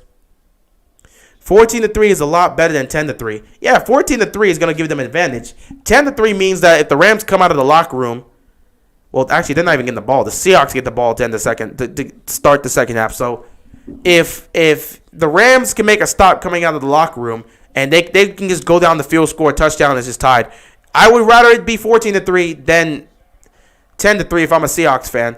But this is where the Rams defense has to make a stop. You can't give up another touchdown here. Here we go. Wilson's going to take the snap. Pressure's coming. Wilson's going to fire. It's caught! Tyler Lockett at the back of the end zone. Touchdown, Seahawks. But wait, there is a flag on the play that could be holding on the offense. It's coming back. Unfortunate. The minute I saw Russell Wilson step up, I'm like, this is too much time. And when the quarterback's holding the ball for that long and he starts stepping up and the flag gets pulled up, that means a hold was somewhere. Yeah, at some point you can't really hold on to Aaron Donald. Like, yeah, it was bound to happen. It was bound to happen. Why did Kyrie leave Cleveland? He wanted to have his own team. He was tired of playing under LeBron's shadow. We've already discussed this and we've already heard the stories, but after the 2016 championship, while everyone else was celebrating, Kyrie was on the phone talking to his mentor, the late Kobe Bryant, RIP to Kobe, and he was really just talking about what's next for him, because now that he won a championship, he didn't really know what was next for him. And he was always talking to Kobe about not trying to be in the situation that Kobe was in when it came to him and Shaq. He didn't want to be in that type of situation. Kyrie wanted to be his own guy, and he wanted to lead his own team. He didn't want to be in LeBron's shadow. So because of that, he wanted to go get his own team. That's why Kyrie left. I don't think it was a situation where he just got sick and tired of LeBron. He just didn't want to have a relationship like Kobe and Shaq had. He always knew that as long as he remained here, it was going to be 1A and 1B, and it was going to be 1B. He didn't want to be 1B. What's up, Gordon? So, yeah, Kyrie at some point was like, when he was always talking to Kobe about not trying to have that same relationship that Kobe had with Shaq, and he was also talking about figuring out what he wants to do next in his career and maybe potentially leading his own team and being the guy on his own team, which he wanted to do in 2015. So Kyrie wanted to be his own man. He wanted his own team, so that's why he left. And he ended up getting traded to the Celtics, and the rest is history there. That didn't work out, but now he's in Brooklyn with, KD and Harden, so we'll see how that goes. Kyrie's with KD now, and he's fine. So, yeah, everything's all good now. Well, with KD, Kyrie and KD are great friends. And honestly, KD's the best player on the team, but Kyrie seems to be the leader, because the only reason KD is the best player by far on the team, but he's not a leader. He's clearly not a leader. Kyrie's the leader on this team. Kevin Durant is not the leader of the Brooklyn Nets. It's Kyrie. The only reason KD's in Brooklyn is because of Kyrie. So this is Kyrie's team, but KD's the best player on that team. So it's like a D-Wade and LeBron situation, first time with the Heat, where second 11 here, it's a quick throw, 7 seconds left. So it's like that situation with like the first year of the Heat, where D-Wade was still the guy, the leader of the team, and LeBron was just like that. He was the best player, but he wasn't the leader. It wasn't until the 2011 loss that they switched roles, and D-Wade was like, bruh, you're the best player on the team. You're the best player in the NBA. This is your team. We'll follow you. I don't think that's going to really happen here with Kyrie and KD because, again, despite the fact that Kyrie is definitely the leader of the team, he doesn't really care. He doesn't care about the leadership. KD doesn't care about the leadership. Oh, my God. The Seahawks missed the field goal.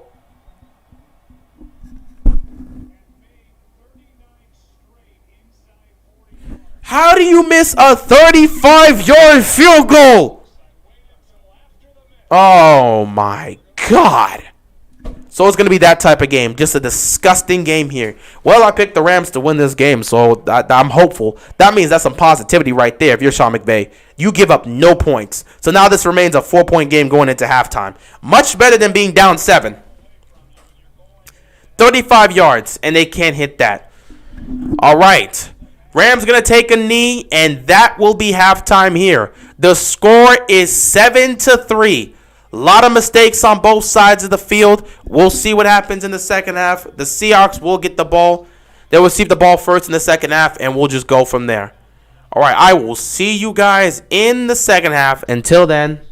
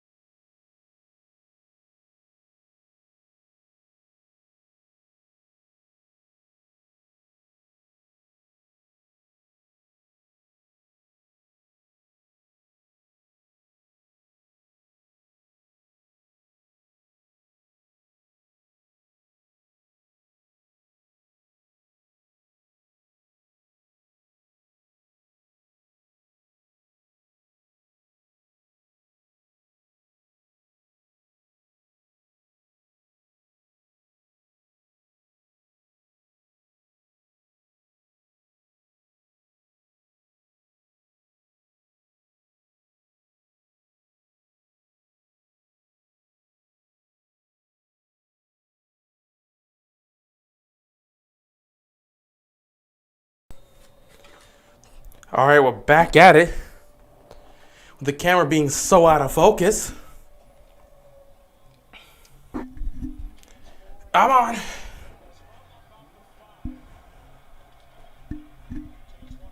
Second half here. Trying to get my whole camera to focus. Oh, looks like a fight's already happening here. Don't you just love it?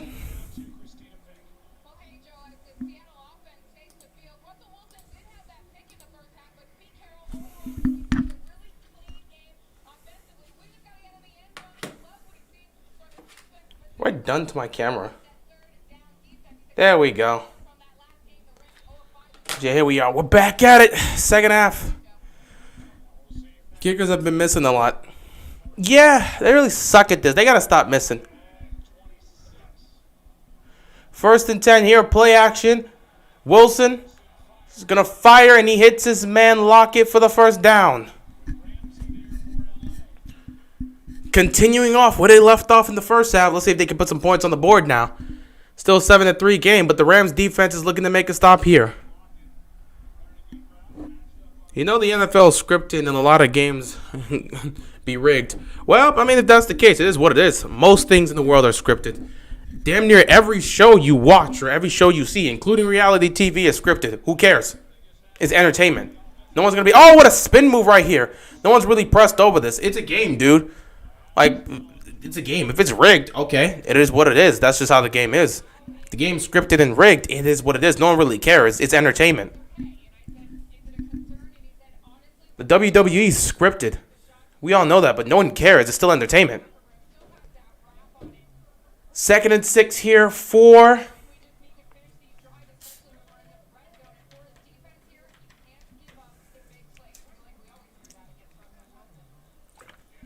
Second and 6. Wilson's going to take this, and he's going to throw, and it is caught. Nice catch by Hart right there. He's going to be short, though. It's going to be 3rd and short. Don't be surprised to see the Buccaneers versus Ravens Super Bowl 56. They only care about storyline. The game is already scripted before it starts. Why would it? I'd be inclined to believe you with that statement, but you said Ravens versus Bucks. It would help out a lot more if you just get a rematch between the Chiefs. In fact, there are several other matchups the NFL can get in the Super Bowl that would just be better storylines and bring in 3rd and short here.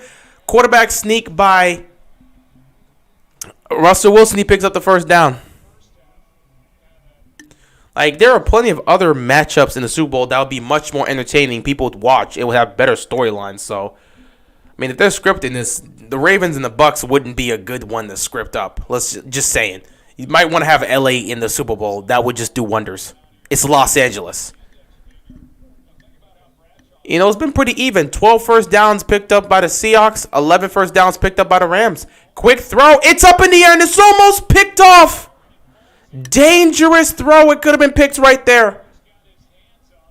What's going on, Eli? It's all good, man. We just chilling. How good will the Baltimore versus Arizona Super Bowl be? In terms of the ratings, I mean, watching... right off of Aaron Donald's helmet. In terms of the ratings, I don't know how great the ratings would be for that, because not a lot of people really want to see the Ravens and the Cardinals in the Super Bowl. That'd be weird to have Baltimore and Arizona playing in LA. Nah. But it'll be an interesting matchup. I would like to see Kyler Murray versus Lamar Jackson in the Super Bowl. That'd be pretty cool. 2nd and 10 here for the Seahawks. Wilson scrambling. He's just scrambling around. No protection. He's going to get sacked. Nah, he's down. He's either going to get sacked or that's either he's going to get sacked or it's going to be intentional grounding. So that's going to be a sack. His knee was down. Either he's getting sacked or it's intentional grounding. Either way, no positive yards going to be picked up here. Was his knee down when he threw that ball? Yep, that's a sack. That is a sack. That is a sack. That is a sack. That is a sack. That's a clear sack. His knee was down before the ball came out of his hands. Look at this, man. He's got to scramble left and right. The protection hasn't been the best. The protection isn't even good here. 3rd and 22. They've been knocked out completely. Just run the ball here. This drive is over.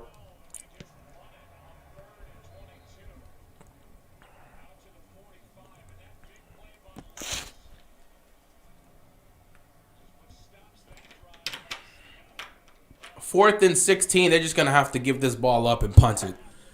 Don't add up how Tom Brady makes the Super Bowl every other year. NFL got people losing hella money game by game knowing it's fake and the game is scripted. Bruh, no one really cares if it's fake or scripted. Even if it's the case, which I don't really care. It's entertainment, dude. It's entertainment. It's entertainment. It's entertainment. It's a business. They know what they're doing. It's entertainment. Everyone knows what you're doing when you're gambling.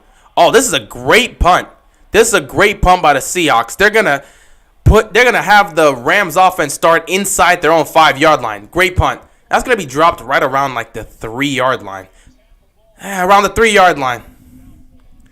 But yeah, well, if it's scripted, I don't know if it's scripted or not. I don't really care if it is. It's entertainment, dude. I've never bet on this stuff, so it doesn't hurt me. But again, if it is scripted, it's kind of hard to script a lot of things. I could see the whole pace of the game going a certain way, but it's very difficult to script certain things. Like people getting injured, people actually breaking their legs, tearing their ACL. It's hard to script that part. People actually are getting injured and having to get surgery. These things happen. The concussions they're picking up. Hard to script that part. If the NFL is scripted, so what? It's entertainment. Pretty much everything you watch is scripted. Doesn't stop people from enjoying it. Damn, Stafford been playing. He's been playing. He's been okay. He's been okay. He's been okay, but the one interception was bad. Other than that, there hasn't been a lot.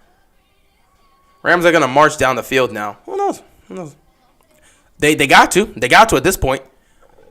7-3 game. The Rams have a chance to take the lead. They're gonna march down the field. They need to come out here in the second half and put up a great drive. They need to at this point. I did an English assignment that had an article about how NFL kickers are more accurate today, and it mentioned Justin Tucker's 66-yard game winner. See, here's the problem.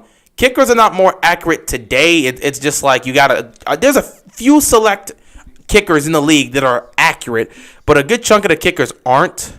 So it is what it is.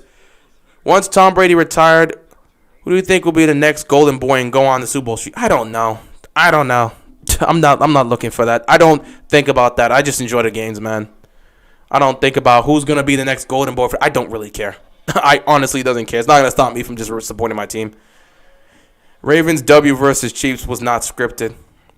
Wouldn't really benefit them that much if that was scripted.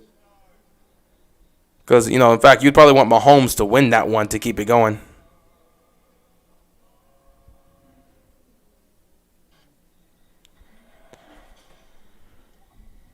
Tucker he's got a damn bionic leg. Man, that leg is going to be in the Hall of Fame. It's going to be in Canton. They're going to have to make they're going to actually sculpt Tucker's leg, and that's going into Canton. I think once in a while when they call New York, they get ordered to make the most entertaining call for the fans. But as per the game, these guys go for real. Which 1-3 team has the best chance of playoffs? Steelers, Colts, Texans, Patriots, Dolphins, Jets, Vikings, Falcons, Eagles. Falcons, Giants, or Eagles. I think the Vikings have a solid chance if they could. The Vikings should have a much better record than they have here. They should have beaten the Cardinals. Quick throw here on first down. They should have beaten the Cardinals. So, if they don't, again, the Vikings are like what? A fumble, a bad penalty, and a missed kick away from being 4-0 right now. So I would say the Vikings have the best chance to make the playoffs. But we'll see how it goes. NBA is scripted and rigged too. Okay. Like I said, most, if not everything you see on TV is either script, fake, or rigged. That does not stop people from enjoying the entertainment. It doesn't really matter to me. I don't care. I don't bet on these things. It's not affect my life at all. I watch this for entertainment. I don't really care about if it's scripted or not. 2nd and 3. Stafford looking downfield. And again, not able to connect with his receivers. 3rd down and 3 here. Why do I feel like the Broncos are 1-3? Basically, injuries got us lacking. Yeah. The injuries are really hurting you guys. You'll be fine. 3rd down and 3 here for the Rams. Did you see the jersey Ravens are wearing? Yeah, we wearing the black and purple on Monday night. They wearing the black and purple. I like that. 3rd and 3. Stafford stands in the pocket. Finds Woods, who's going to pick up the first down. Great play picked up there. But yeah, they're going purple and black on Monday night, which is great. I think, honestly, I don't remember the last time they wore it, or maybe the first and only time. I don't think we've worn the black and purple that much. So maybe the only time they've worn it was, I remember the last time I remember them wearing it was against the Browns in 2018, where we beat the Browns to go to the playoffs in Lamar's rookie year 2018. But other than that, I don't remember another time we actually wore black and purple. So, it's what it is. But yeah, the black and purple is some heat. 1st and 10, empty backfield here for Stafford. He's going to take the snap. Looking over the middle, and he missed Woods.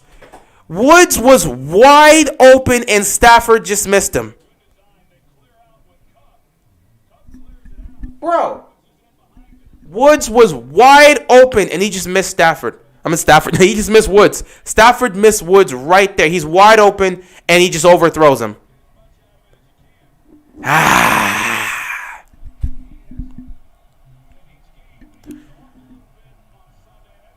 2nd and 10 here for the Rams.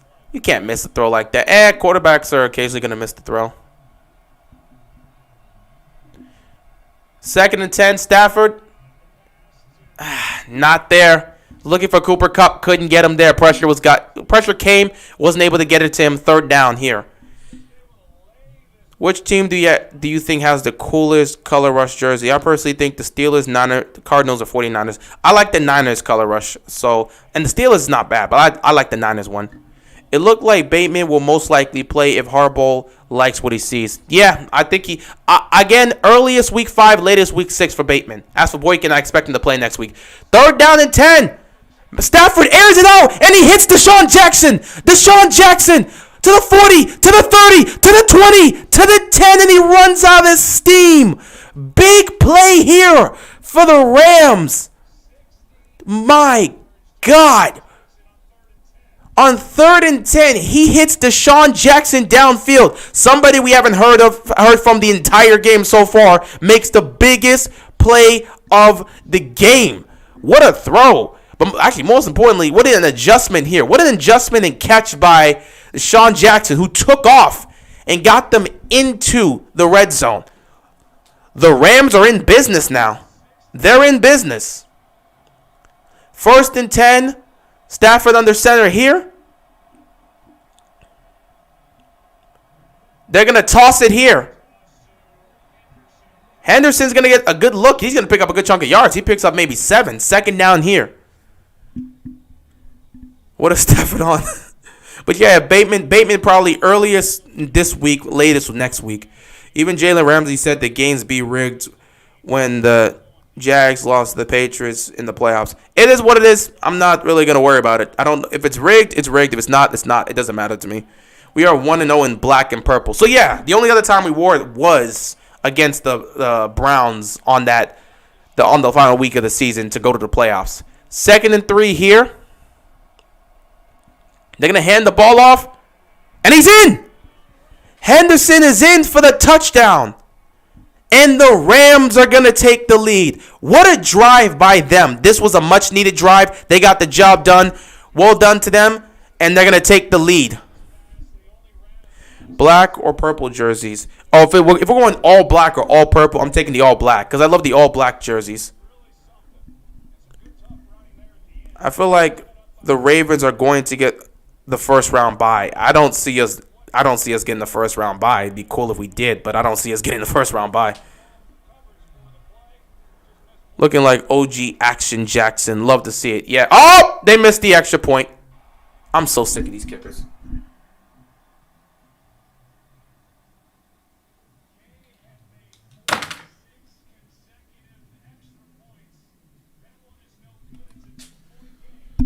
I am so sick of these kickers missing kicks. It's an extra point.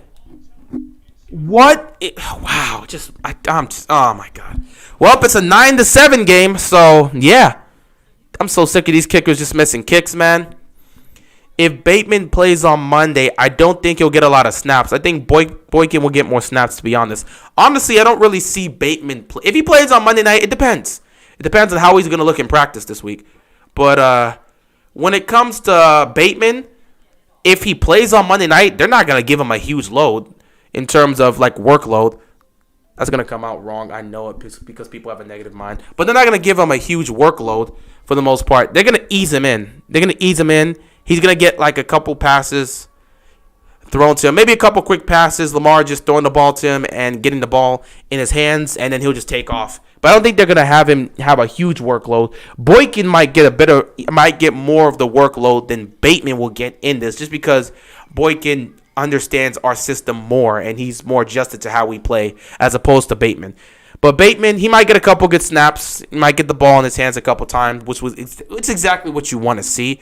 But with Bateman, it's going to take time. I don't think Bateman's going to come out and all of a sudden he's going to just straight up have a Hollywood Brown type game. You remember what Hollywood Brown, his first game against the Dolphins, he had like 140 plus receiving yards and 2 touchdowns.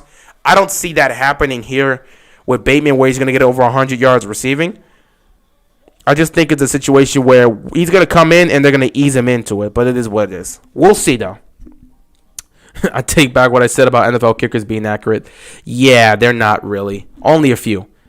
It's like Tucker is the only great kicker in the league. Tucker wouldn't be the only. I mean, Crosby's also a nice kicker. There's a bunch of other good kickers in the league. Tucker's just the best out of all of them. But there are a lot of kickers who just consistently miss kicks. Tucker is great, and he still missed the Lions game and the playoff game. Yeah, he's still missing the Lions game and the play. Yeah, sometimes kickers miss kicks. But at least let it not be like a 35-yard field goal miss. That one just hurts. 66 yards is legendary. Yep. Yeah, but Hollywood wasn't really fully healthy that game either, so who knows. But yeah, I'm saying like it's not. Don't expect it to be like a huge game for Rashad Bateman. I don't want the Ravens flock to put a lot of pressure on Bateman, because everyone expects him to come in to be the savior for the Ravens offense in terms of the receiving core. He's supposed to come in and automatically take the role as the number one receiver. You're asking for way too much from a rookie. Way too much from wow. The kicker not only missed the extra point, but he's forgetting that if you kick the ball out of bounds, there's going to be a penalty. So guess what? Seahawks get to start at the 40-yard line. Way to go. What is wrong with this kicker? Jeez. Young Wei, Koo rings. Yeah, true. Hollywood Brown is our number one receiver. He just has drops. Brown here. Yeah, he has drop here and there, but he always shows up in the playoffs. That's true. That is true. But again, what I always say this, in terms of a number one receiver, it's just the look and the feel and how he plays. Hollywood Brown doesn't really play like a true number one receiver. He's our number one receiver, but he doesn't play like an actual number one receiver. That's just the thing. He's our number one deep threat. He'd be, if you look at an offense, he'd be considered your number one deep threat, but he wouldn't be considered your number one receiver. The guy you'd want to give the ball to with the game on the line. Like a Devontae Adams is a number one receiver. DeAndre Hopkins is a number one receiver. Hollywood Brown would not be considered a number one receiver. However, he is our number one receiver, because him and Lamar have that chemistry. And I've already pointed out to people, even if Bateman lives up to the hype and looks like that number one receiver, the quarterback-wide receiver duo is always going to be Lamar and Hollywood just because they're that close. Even if Bateman is putting up number one receiver type numbers. For Baltimore, it's always going to be Lamar and Hollywood. That's just how it is, man. They're homeboys. They've known each other for a long time. 2nd and 14. Oh! Russell Wilson airs it out, and he just overthrows Tyler Lockett. If he hits Lockett, that's a touchdown right there. 3rd down and 14 for the Seahawks. Oh, my God. That's 6 points right there. That's 6 points that's missed. Russell Wilson just barely overthrew Tyler Lockett, who was wide open. Oh, my God. If he catches that, that's a touchdown. It's the worst. It's worst time wearing all black. Yeah, was facing the Patriots. Yeah, the worst time wearing all black was the Patriots facing an undefeated season. I mean, that was a great time to wear. I mean, we were killing with that. 3rd and 14, they're just going to run this ball, and that's the end of this drive. However, a flag is on the field. Do you think Ronnie Stanley will be back after the bye week? I have no clue. We have no clue what's going on with Stanley. There's no timetable for Stanley, so I can't say whether or not he'll be back after the bye week. There's just no timetable. He might be back after the bye week. He might be back towards the end of the season. I don't know. We do not have a definitive timeline for when he's going to be able to come back. Lamar will target Hollywood Brown more even when Bateman comes back. Friendship is more than football. I mean, Yeah, in some cases.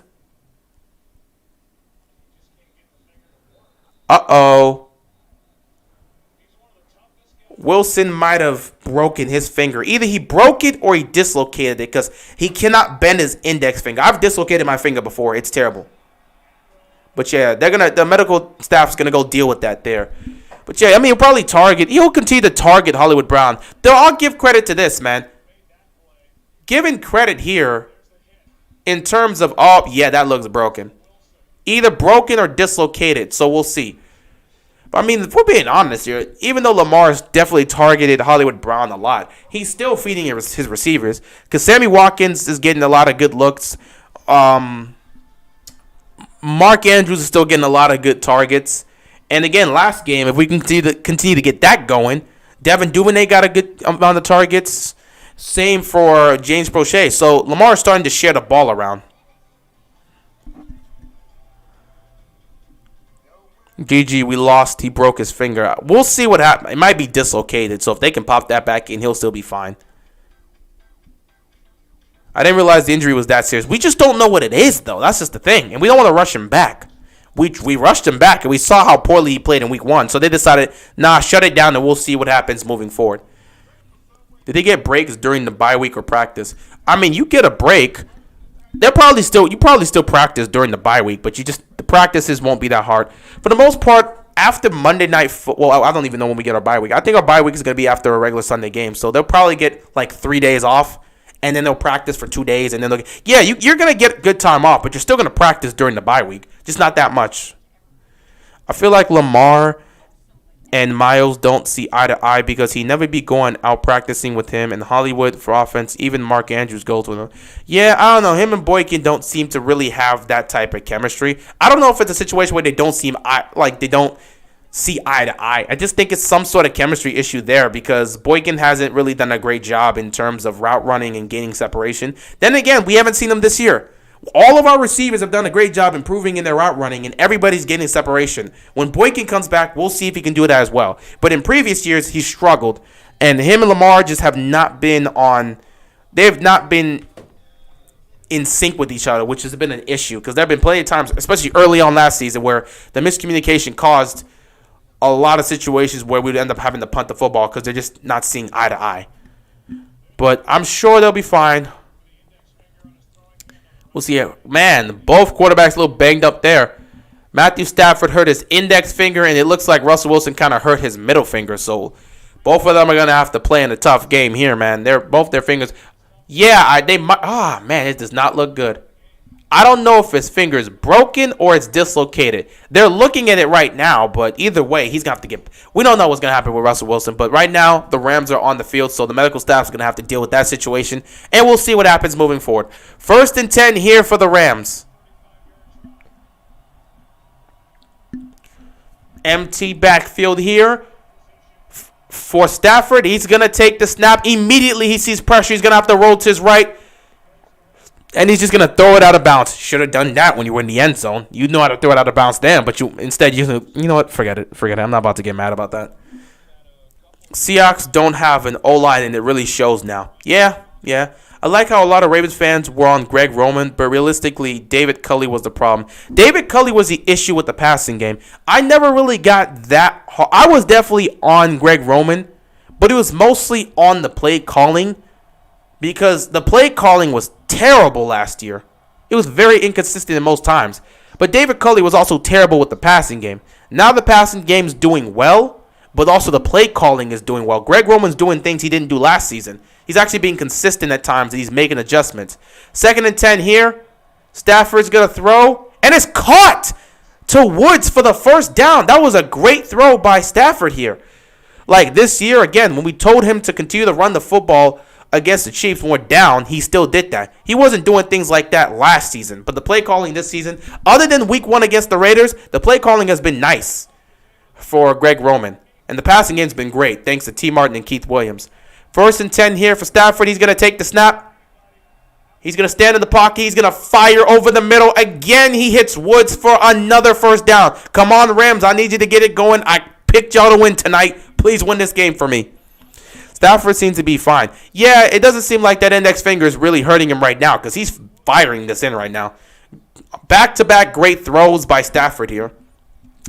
Baker Mayfield has a torn labrum, and so I don't know if he'll play. He'll play. He has a torn labrum, so he'll play. It's in his non-throwing arm, and Baker's a tough guy.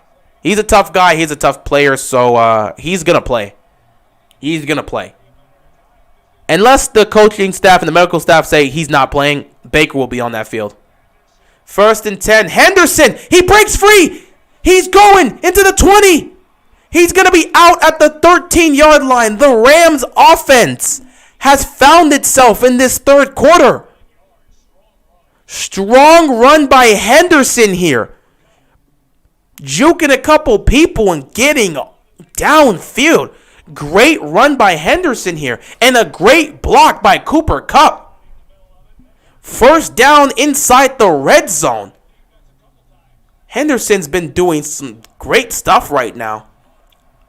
9 rushes, 58 yards. He's been doing his thing tonight. 1st and 10, empty backfield here for Stafford. They got a chance to put up a touchdown, extend their lead. Stafford's taking a snap. He's going to float it. It's caught! Touchdown, Rams! And it's Tyler Higbee with the catch. Touchdown. And it's a 15-7 game here. The Rams have found their offense in the third quarter, and it's starting to show. That was a great catch by Higbee. That was a great route by Higbee, a great catch, but also it was a great throw. Put it right where it needed to be. That was an amazing drive by the Rams. They have found their footing in the second half of this game. This third quarter has been all Rams. Extra point is up, kick is up, and it's good. And the Rams have a 9-point lead. So Seattle, at some point, they're going to have to answer. Like I said, I never trust Seattle at home. I don't trust Seattle at home. So the Rams right now, they're flying. They're looking good. They're looking good.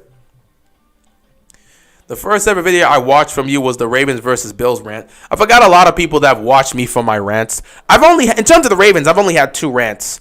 The rant after the Titans game, which was like 30 minutes, and then the rant after the Bills game where I wasn't even that mad. I kind of got to the point where I expected this from the Ravens. So I wasn't even mad after that loss. It is what it is.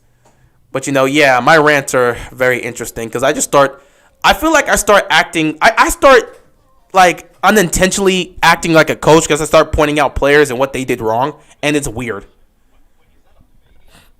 I think Lamar is indestructible. He's never had a major injury, and he gets hit hard like a linebacker. He just gets backed up. He just gets back up like it's nothing. Okay, I know it looks like that, but nah, we're going to chill out with that. Lamar's not indestructible. No player is indestructible. No player. I've seen, trust me, the one person I might give that title to all time, if we're talking about a quarterback that was indestructible, Brett Favre. This man took punishment left and right, and he still continued to play. Honestly, the rules back then were not good in terms of protecting the quarterback, and they didn't care. They really let you play football and beat up on these quarterbacks. So there were a lot of things that the medical staff was able to get away with by having Favre stay in there. I'm never going to forget the 2009 NFC Championship game. The Saints did everything they could to get this man out the game. They targeted Brett Favre. They put him through the torture chamber, and he still stayed in the game. Now, if he didn't throw that pick, they would have went to the Super Bowl, but that's a different case. We're not going to talk about that. But, yeah, if there's anybody that deserves the title of indestructible, I'm giving it to Brett Favre. If we're at least talking about a quarterback, it's got to be Brett Favre. It's got to be Brett Favre.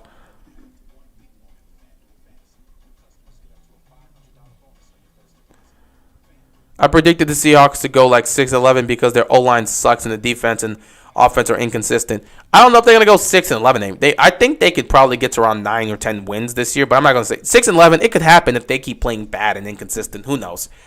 AD is indestructible. I don't think he's ever missed a game. I don't remember a time Aaron Donald's missed a game. He might have, but I would have to check the history in terms of starts he's had and maybe any potential misses. But yeah, the one guy I'm saying is indestructible is Brett Favre.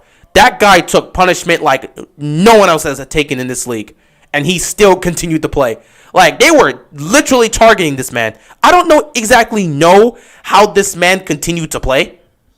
Because, like, Brett Favre, at some point, I'm looking at the coaching staff like, dude, this man is getting targeted. He's getting hit left and right. He's getting hit in the head. He's getting hit all over his chest. How is this man still playing? How much painkillers is he on? What type of body does Brett Favre have to take these type of shots and still continue to play? This man took punishment throughout his career like no other quarterback has. So if anyone deserves the title of indestructible, I'm giving it to Brett Favre.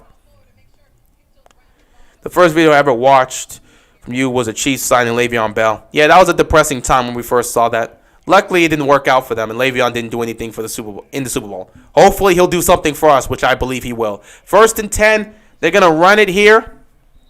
Pick up a couple. Collins going to pick up maybe 3. 2nd down. What's your prediction for the Chiefs' record? If they continue to play like this, they're going to go like 12-5, maybe 11. They may go 11-6, 12-5 with the way their defense is playing. Bro, they literally didn't call a roughing the passer to the Broncos defender when he literally went for Lamar's leg after he made the pass to Hollywood. Yeah, it happens. Lamar is getting treated differently. All quarterbacks got to be treated equally when it comes to protecting them. But it is what it is. They're just not going to. Refs got to get better at that. Yeah, I agree. Favre was an OG.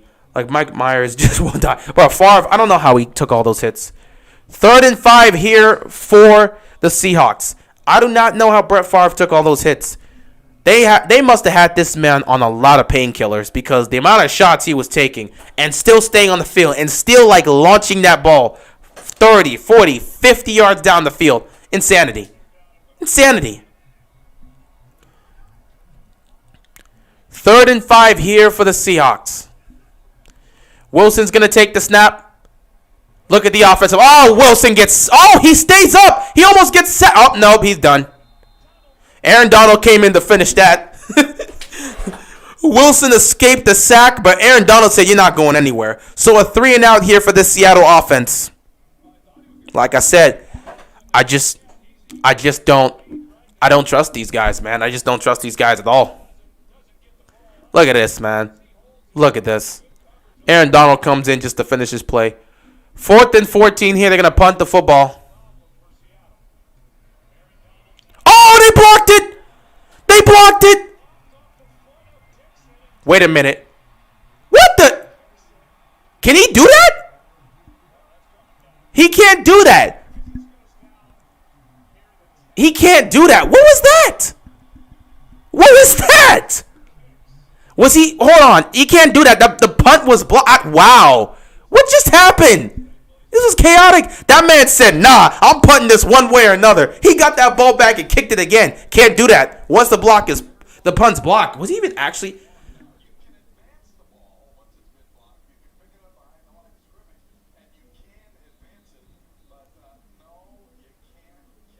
That's a flap. Once the punt has been blocked, or once the kick's been blocked, you can't kick it again. He should have just tried to throw it or something. I don't know what this man was thinking.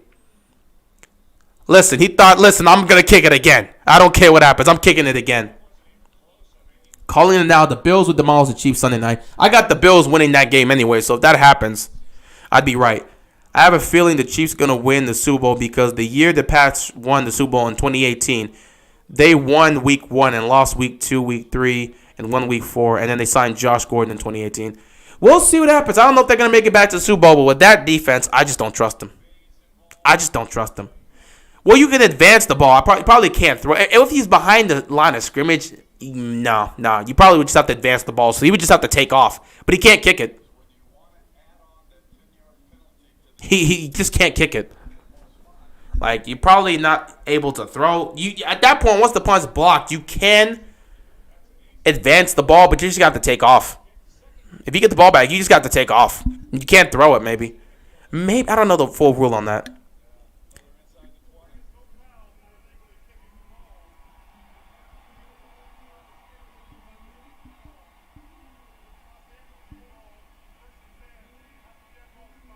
Oh.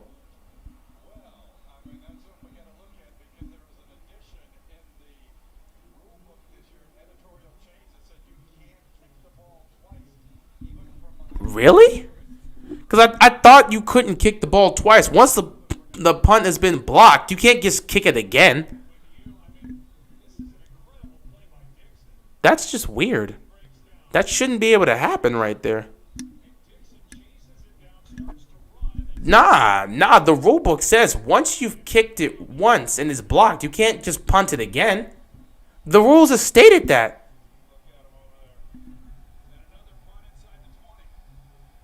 Okay, so apparently the NFL just doesn't know their own rules. You stated that.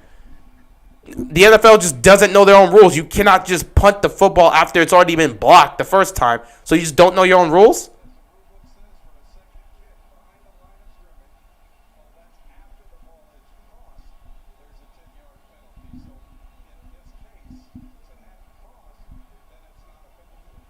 Okay, so apparently what happened is because this whole rule is so confusing.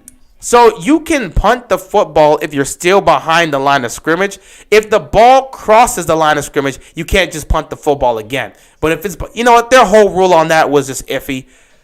At the end of the day, great play for him because this whole rule is just, they're going to have to talk about this later on and really establish this rule because this was a rule that they recently made. So it's already confusing left and right.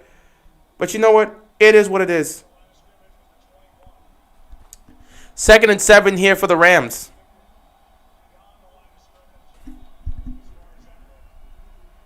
Stafford throws. Oh, it's caught! Cooper Kupp! How did he catch that? Kupp wasn't even looking towards the direction as he turned. The ball was right here and he just caught it. Brooks knocked it in and Kupp just turned around and somehow caught that. What a play. What a play. That's just weird.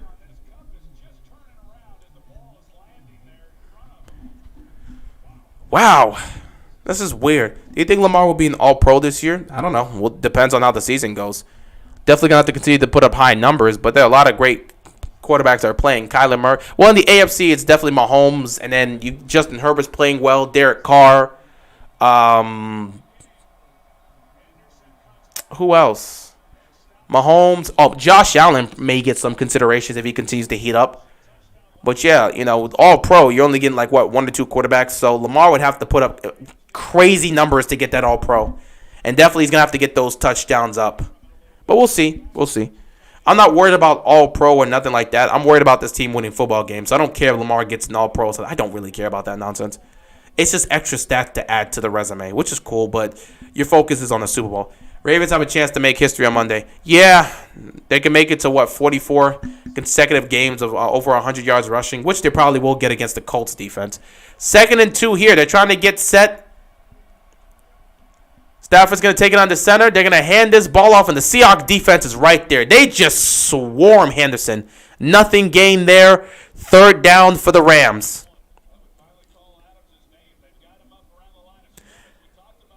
Does anyone knows that Lamar just casually catches a snap with one hand? He does that all the time. He's gotten used to it. Yeah, it was good, Travis. That was a crazy catch. That was a crazy catch. This game is filled with everything. Poor special teams play, good special teams, great catches, quarterback finger injuries, etc. Yeah, it's been wild. Welcome to the NFC West matchups. 3rd down and 3. What? Oh my God, that's the end of the 3rd quarter? Russell Wilson is still dealing with that finger. Man, it's the end of the 3rd quarter. That's crazy. This game's been wild. It's been filled with a lot of crazy things. Do you think the NFL is rigged? I don't know if it's rigged. Whether it's rigged or not, I don't know. I don't really care. I don't really think about it. If it's rigged, okay. I mean, it's entertainment all around. No one's going to cry if it's rigged. It is what it is. Most things you see on television is fake. Pretty much all reality TV is fake or scripted. That doesn't stop it from being entertaining. Sports, we keep forgetting. Sports is entertainment. If it's rigged, it's rigged. Now, of course, when it comes to sports, you can rig certain things, but at the end of the day, injuries happen in football. Certain plays happen. It's so difficult with football. Maybe with basketball, you have a better chance of doing that. Just miss the shots. If you're a great three-point shooter and all of a sudden you just start missing, yeah, we might question it. If you're missing consistently in a 7-game series, yeah, we might question it. Like Joe Harris, yeah, we might question that. But it is what it is. If the game's rigged, it is what it is. I don't care. If it's not rigged, it is what it is. I don't care. It's entertainment. Like, people keep forgetting this is entertainment. We enjoy football for the sport and it's entertainment. If it's rigged, it's probably rigged in some places. One place is rigged, another place is rigged. Who knows? Who cares? It is what it is. It's football. It's entertainment. We just have fun with it. Are you talking about the Sunday games?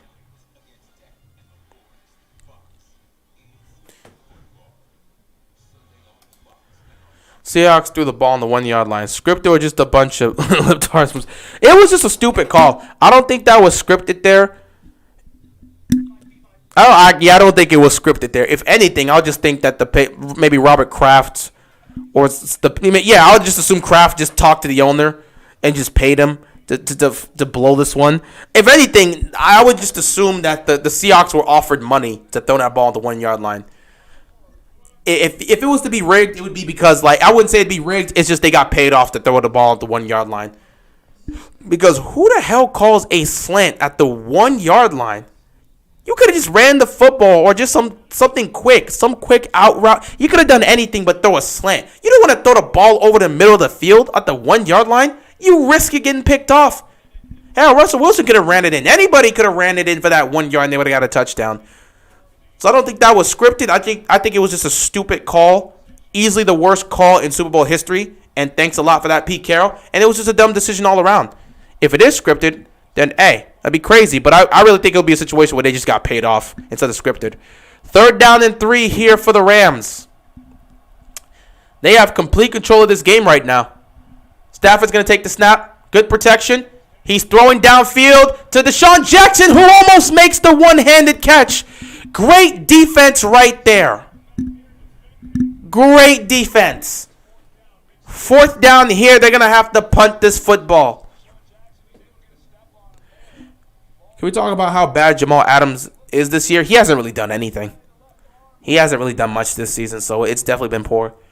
We all played Madden and threw it from the 1, and it works. So, yeah, just a stupid call. Like, it's worked plenty of times, but, I mean, it's just how you're going to call it. I wouldn't call a slant pass at the 1 yard line. That's one of the... No. Yeah, like, we can catch him off guard or something. Nah, I wouldn't want to call a slant. Maybe from the 5 yard line. From the 1 yard line, that's a bit too risky. Because if that ball comes out, it's going to have to come out of your hand fast. And if it does, what if it hits the helmet, gets bounced up? You never know. You're that tightly contested at the goal line. I'm surprised it didn't get hit off somebody's helmet. It could very well happen. But it is what it is. I just wouldn't call a slant. I'd rather just run the football. Or maybe some simple out route. Better yet, throw a fade. Throw a fade at the 1 yard line. Throw a fade. I would throw a fade. If you're going to throw from the 1 yard line, throw a fade. Because if you throw a fade, worst thing that happens, it goes out of bounds. Like, just throw a fade. I'm not going to throw a slant pass at the 1 yard line. Throw a fade. What made you a Ravens fan? I grew up watching the Ravens in Washington when I was a kid. So I just watched those two teams growing up. And in 04, like 04, 05, I got that jersey up there that's hanging up. It's a vintage Deion Sanders jersey for when he played for the Ravens during that time. And once I got that jersey, I was pretty much like, I'm solidified as a fan. Oh my God, Geno Smith's on the field. I didn't know. You guys were talking about Geno Smith in the chat, and I was like, what are you talking about Geno Smith for? What does Geno have to do with this? And then I just realized, I look up at my screen, and Geno Smith is on the field. Oh, my God. Russell Wilson's still walking around. They've taped up that finger, and he's walking around. He looks like he may be good to go, but right now, Geno Smith is on the field. Oh, this game is over.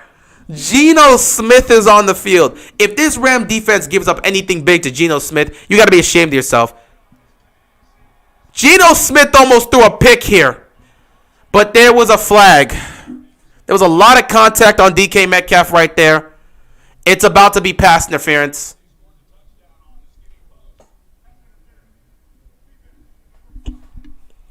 Yeah, Ramsey been having trouble tonight against DK Metcalf. I love the new room that you're streaming. I appreciate it, man. Have to get some of these posters, obviously showing off the Ravens love with that Lamar Jackson poster right there. Another Lamar Jackson poster right there. And then the beanbag chair, which is just kind of sitting there. But the poster right there is a poster of Ray Lewis and Ed Reed. 1st and 10 here. Empty set here for Geno.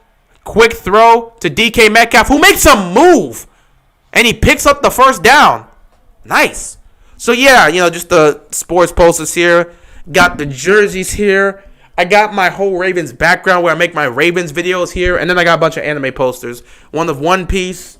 These two posters, you don't know what that is. I got Naruto over here. I got Dragon Ball over here. Bleach over here. I got stuff all around this room. 1st and 10. Gino's going to roll to his right. And he's going to throw. And it is caught. Gino making some nice throws. If this Rams defense gives up a touchdown to Geno Smith, I'm going to have to look at them sideways. OGs will only remember he used to make videos in the basement. Well, technically, I'm still in the basement. I am in the basement. It's just that I'm in a different room in the basement. This is a small room inside the basement. It's still the same old basement, but you guys know the look of my old basement. We've come a long way. So that's cool. Definitely come a long way, but, now we got this room, so this is what we're going to be moving forward and just doing things here. Other things besides sports, but I'm coming up with ideas right now. I'm kind of out of stump. Because I'm looking to talk about other things other than sports. Keeping the Real will still be here. I'll still be doing football. But I got other things I want to talk about and other topics I want to deal with. And probably create another channel to do that. And I'm just coming up with ideas right now. Maybe I should talk about some anime.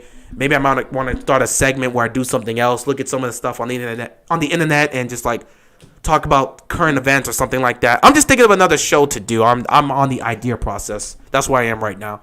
Then again, I don't have much time to do a lot of things because I'm constantly working. 1st and 10. Gino's going to take off. He's got some wheels and he's going to slide. He's going to pick up 6 yards here. 2nd down.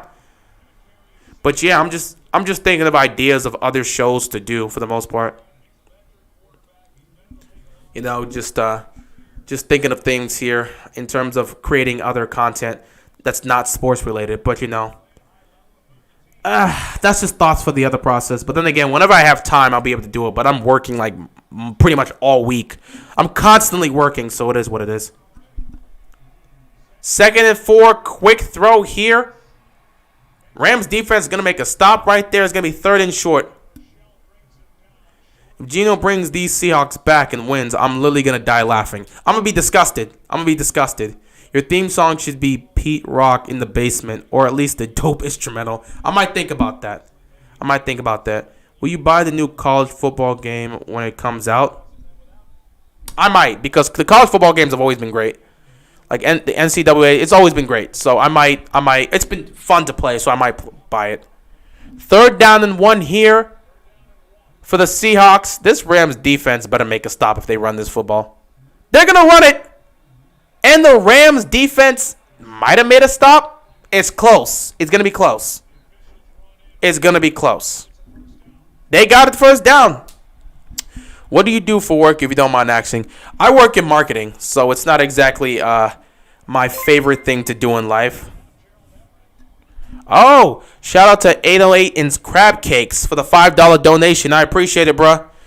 I appreciate you supporting the channel. Thanks for the support. I love you all. But thanks for the support, man. Putting 5 on it. 1st and 10 here. Gino's going to hand the ball off, and the Rams are going to make a good stop here. He's maybe going to pick up 1 yard.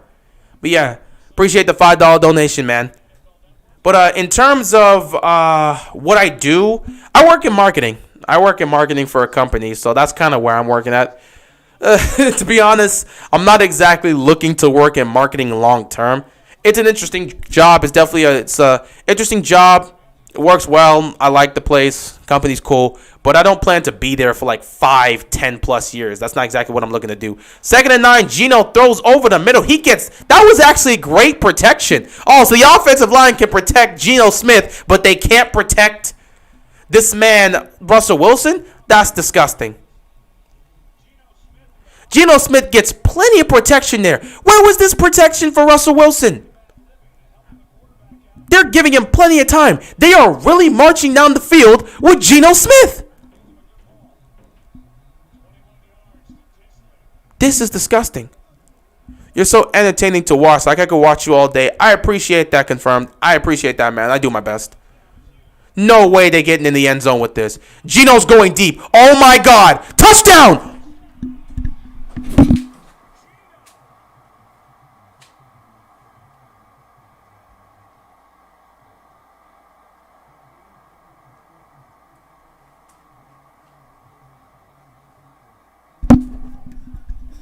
Touchdown Seahawks. Geno Smith hits DK Metcalf in the end zone. And this game just got a whole lot interesting. What's pissing me off is that the Rams defense sat back and let this man go all the way downfield. They started deep into their own territory, and he marched this team down the field here. That's an embarrassment by the Rams defense. That's one. What I'm also pissed off at is this offensive line. Did anyone notice how the protection was great for Geno Smith? Did he get touched in this drive? The offensive line did a great job blocking. Geno had plenty of protection, and he was just launching this downfield. Are you kidding me? Are you kidding me? Geno had plenty of time to throw. Where was this protection for Russell Wilson? Where was the protection for Russell Wilson? Wow. Wow. Geno really scored a touchdown. I cannot believe he did this.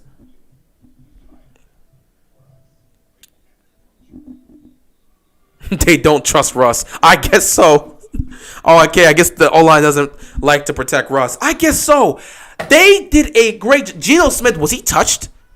Was he touched? Even when he took off, he slid. He was open. The protection was so great for Geno Smith, you couldn't believe it was the Seattle offensive line. Meanwhile, Russell Wilson's been fighting and running for his life the entire game. AD thought he could take it easy when Geno came in. Yeah, he thought he could take it easy, and they were like, you know what? Now that Russell Wilson's gone, let's actually play like an offensive line. He wasn't touched at all. Great protection. He had plenty of time to throw. I cannot believe how this offensive line played here. That was the best performance the offensive line had all game. That's crazy. Russ crying in the locker to see Geno get this much time to see how the Chiefs rebuilt the line in 1 year. That is right. He gets this much time. Meanwhile, the Chiefs, they've rebuilt their offensive line. And, I mean, Mahomes is still kind of running for his life in some cases. But part of that is just him trying to extend the play. But, yeah, they focus on rebuilding their offensive line. Meanwhile, he's stuck with this O-line that can't even protect him. Yet, he goes out the game. Geno Smith gets all the protection in the world, and he finds DK Metcalf in the end zone. That was a long drive for the Seahawks, and they got the job done. Craziness. Absolute craziness.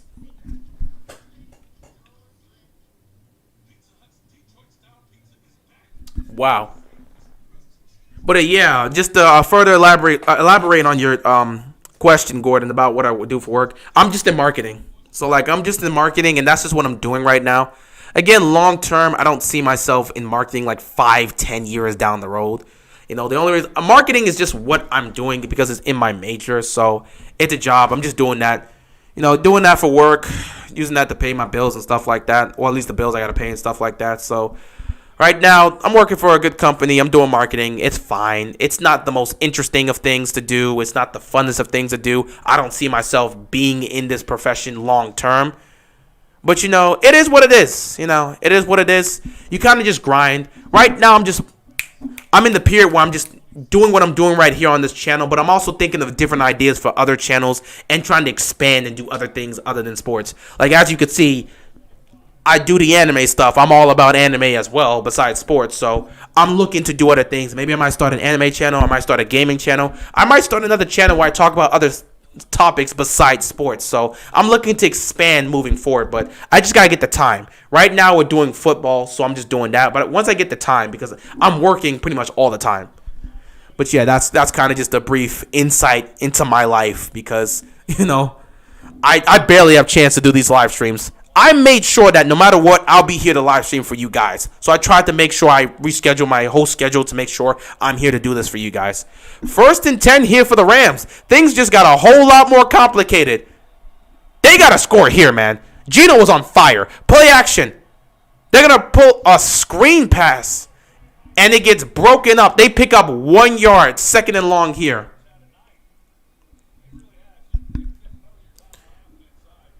Your football and spit facts, so I subbed. I'm a mod on a CPL Rams channel. I appreciate you, man. Appreciate the love. Appreciate the support. I hope one day you'll hit 1 million subs. Yeah, 1 million subs on the sports channel where I just really... I don't know. What is this? What? I'm sorry. What is this? 2nd and 9. Stafford over the middle. He finds Woods wide open, and he gets into Seattle territory. Great play. Great play. Great play. Woods has been killing it in this game. I'm not going to lie. Woods has been killing it in this game.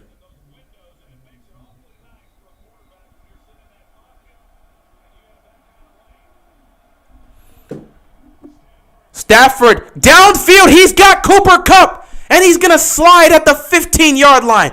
Cooper Kupp is a grown man. Like Magruder always says, he is a grown man. Cooper Kupp, man, he's a grown man. Look at this. That was a beautiful play, beautiful catch, and he slid to get that. You a baseball fan? If so, who you got going to the World Series? I'm a somewhat of a baseball fan. You know, I always support Washington teams, though the Nationals aren't here. But for some reason, over the last couple years, I've been supporting. I guess out of nowhere, I've low-key become a Dodgers fan. So, yeah, I hope the Dodgers make it to the World Series. Sonny Michel doesn't really get much here. Second down. Speaking of which, who did the Dodgers play? Yeah, the Dodgers played the Giants in Game 1. So, yeah, they're going up against the Giants. In Game 1 for the Dodgers is tomorrow. So, yeah, I guess I hope the Dodgers make it to the World Series. Because I found myself been rooting for them over the last several years. So, I guess I've low-key become a Dodgers fan, which makes sense because I don't like the Red Sox or the Yankees. So, it makes sense that I'm a Dodgers fan. But, yeah, I just hope the Dodgers get to the World Series. Robert Woods all day. No worries. You cool, man. Robert Woods and Cooper Kupp, they are doing their thing. Wish Woods was in my DraftKings lineup for real. I thought about it, but he's been cold. 2nd and 10.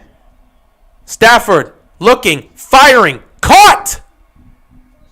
1st and goal. Look who it is again. Cooper Kupp. This dude's a maniac. And Stafford's thrown for over 350 yards. Stafford's been airing it out today. My God. Okay, Stafford, go and do your thing, Stafford. Go and do your thing. I appreciate that. Do your thing, Stafford. Do your thing. Stafford's out here balling. They're going to hand this ball off to Henderson, and he's going to walk in. Touchdown, Rams. They respond. If Geno Smith can score a touchdown on our defense, we can definitely score a touchdown on the Seattle defense. Yeah, wow, Seattle, your defense, that was terrible. That was pathetic. That was absolutely pathetic. Geno Smith comes in and scores a touchdown, and you don't respond? You don't respond? This is what you do? That was so easy. Bruh. My God. Matthew Stafford carved up this defense in this drive. Carved up the defense. Robert Woods and Cooper Kupp proceeded to take a piss all over the Seattle's defense on this drive. That was just bad. That was just bad. But it don't matter. I got the Rams winning this game, so I need them to score here. Geno Smith looks like he's in business. He's going back out there to score again. So we'll see what happens. Sonny Michel making all the Henderson fantasy owners big mad. Of course, this defense comes out and plays like that. Oh, my goodness. Wow, you think Seattle's defense would have been able to step up when you have this man, Geno Smith. When you have Geno Smith come in for Russell Wilson, who's right now injured and can't play. Geno Smith steps in, and they go down the field on a long drive and score a touchdown. You would have hoped the Seattle defense at home, knowing the game is tight, they could make a stop. But nope, they get carved up. Cooper Kupp, Robert Woods. You just let them do whatever they want. Need Cooper Kupp to score for my fantasies' sake. Down 24.4 to 16.2. Come on, Cooper. Make me proud. There's 6 minutes left in the game, so you better hope Geno puts up another touchdown, and the Rams need a reason to go down the field and score. Matthew Stafford's been throwing the ball relatively well. He's carving this entire defense up. Over 350 yards passing. He was close. He was close to scoring on that drive. But they barely made a stop. He was stopped at, the 1 yard line? So he was close. But yeah, let me actually take a look at this too. Because I know Matthew Stafford is over, not the Dodgers. Matthew Stafford is over 350 yards passing. Look at this. Matthew Stafford, 25 for 36, 365 passing yards, a touchdown and a pick. It's not the best of stats in terms of that touchdown to interception ratio. But 365 passing yards. That's nice. He's completing nearly 70% of his passes, and he's thrown for 365 yards. Like we said, Matthew Stafford is in the MVP conversation. Not saying this is his best night, but this is a great night for him. He's been accurate with the ball for the most part. He's missed a couple throws here and there, but completing nearly 70% of your passes, and then and then having a touchdown, that's also nice. Unfortunately, he threw a pick. If Geno Smith marches down the field again, sports media are going to be saying Geno better than Russ. They're not going to say that. They really do love Russ. What the hell? Again? Gay did it again. What is wrong with this dude? Do you not know if the ball goes out of bounds, it will be a penalty and the Seahawks will start at the 40-yard line? Bro, what's wrong? Why can't you kick the ball straight? What's going on with you? Jeez. Also, DK in my nightmares after today, and after his 2 touchdowns causing me to be losing after being expected to win by 31 points. You're looking bad right now. One of the most consistent kickers in the game misses an extra point and botches 2 kickoffs. This is disgusting. Geno Smith back in action. Agent Smith on the field. Oh! They're going to utilize the read option. Geno Smith going to pick up a couple yards. Okay, Geno, I see you. Russell Wilson without the accessory looks like he's in younger form with that look. Matthew Stafford only has 16 fantasy points. Yeah, he's thrown for over he's thrown for 365 yards, but he has a touchdown and a pick, so he's not going to have a lot of fantasy points. Let Geno cook. Geno's out here doing his thing. 5 for 5, 72 yards passing and a touchdown. Geno's come in to save the day for the Seahawks. What you got for me, Geno? Quick throw, another first down. Geno's not playing around. Come back for the Seahawks. Russell Wilson, sit back on the sideline. They're not coming to protect you today. Rest up that finger. Geno Smith's got it on lockdown. 5:26 left to go in this game. He's going to get it done. We'll see what happens with that. Geno, ready to go. Agent Smith on the field. He's ready to get this done. 6 for 6, 79 yards passing and a touchdown. They're already in Rams territory. What you got for me, Geno? Both teams have all 3 timeouts, so this game is far from over. Geno's going to take the snap. Flag. 2/3 of the touchdowns were rushing touchdowns, and only 1 was Henderson. True. Better hope Jamal Adams doesn't curse the entire offense or they get a dub. Please don't give DK the ball. They're going to have to, bro. Feed DK. They're going to have to feed DK. If DK has been cooking, he's been cooking. And Jalen Ramsey's had trouble with DK today. So, yeah. Once Russell Wilson messed up his finger, we probably should have known he wasn't coming back in. So we don't know how that finger is going to be long term, but we'll see. It looks broken. Maybe it was dislocated, but it looked broken. 1st and 15 here. Don't got to worry about it. When you got Agent Smith, you'll be fine. Geno's going to get this done. 1st and 15. All of a sudden, the offensive line knows how to block because it's Geno Smith and not Russell Wilson. Oh, they almost jumped.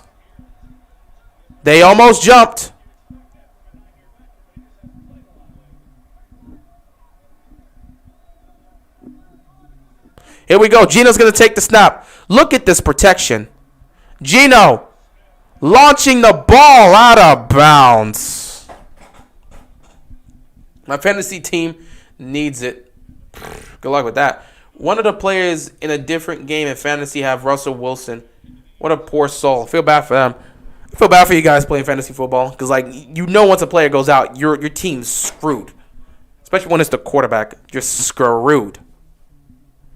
Man, the Rams have outgained the Seahawks 284 to 113 in yards. And passing yards this half, 234 to 77. The Rams have taken it to another level. They got to find a way to win this game. Geno Smith, 2nd and 15. We ain't got to worry about it. Agent Smith on the field. He takes a step. He's going to throw a screen here. And Alex Collins gets a couple yards. 3rd down here. It's going to be tough, but this is already 4-down territory for the Seahawks. 4:39 left to go. Unblocked defender almost killed Gino. Yeah, that one right there. That was a great call by Seahawks. Great call by the Rams right there. Offensive line may have been confused on that one. 3rd down and 10. This is obviously 4-down territory here if you're the Seahawks. Agent Smith takes the snap. He throws over the wide open is DK Metcalf. 1st down picked up. DK is getting fed. This man was wide open. 1st down. Oh my goodness. They're having trouble staying in front of DK Metcalf. Gino actually knows how to target the 6'4 bodybuilder.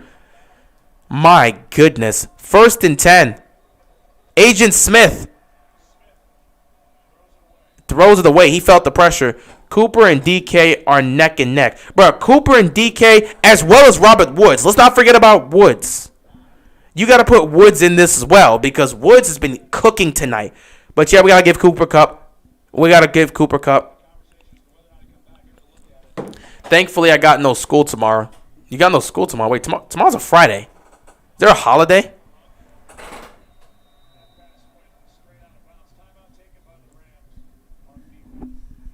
Is there a holiday? No, tomorrow. There's no school tomorrow for y'all? You know what? I don't know. I'm not in school anymore, so I don't know about that whole situation. Maybe it's a holiday or something. But yeah, man. I ain't got any today, though.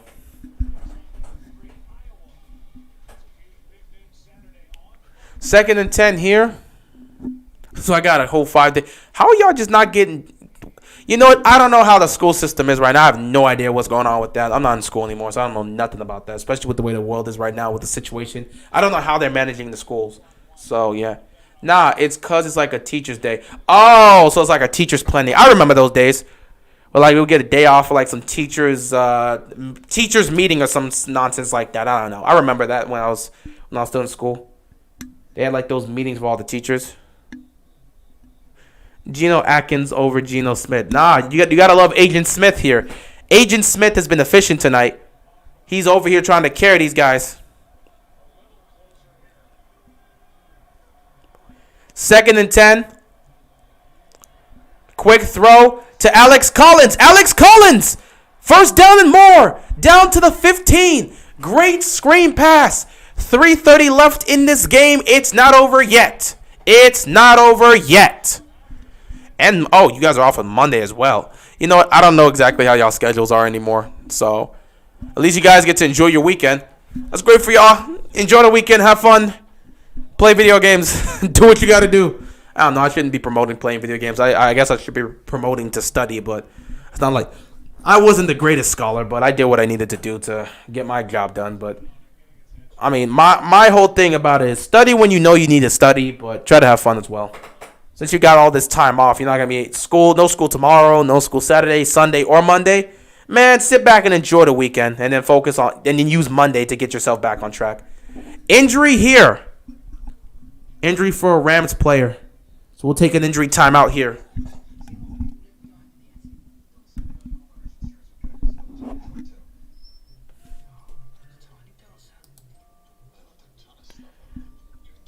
Heading for 0-5 since I started Russ and bench Woods all at once. Yeah, that's rough for you. That's a rougher. That's a rougher. I was great. Yeah, I'm not believing that. That's a funny story, but I'm not believing that. No teacher would just proceed to do that. I'm not believing that, especially not in the 21st century. I learned all this stuff in high school just to paint cars for a living. Can't complain. I learned all that stuff in high school just to paint cars for a living. Hey, man, listen. I feel you on that. I did all that stuff in high school, went through college, and right now I'm in marketing, and I'm selling, like, home stuff. So, like, you're painting cars. I'm selling kitchens and windows and roofs and shit like that. So, yeah, look at me getting real. That wasn't keeping it real that dropped that S-bomb. That was AK right there. Because that's just life sometimes. But, yeah, you know, I went to school and learned all that other stuff just to be selling home improvement products and doing marketing and stuff. So that's just my life right now. But, of course, I'm not going to keep that to be my life long term. I got goals. I got other things to do. So we just going to focus on that now, and we're going to build up from there. I'm 4-0, so this loss doesn't affect me. But as long as the player in my division defeats this 3-1 guy, I can keep the division lead. Pray for me. Chiefs have some sort of bad luck on primetime. It's always a close game. Yeah, but they usually win those close games, so that's good for them. Speaking of that, what is this?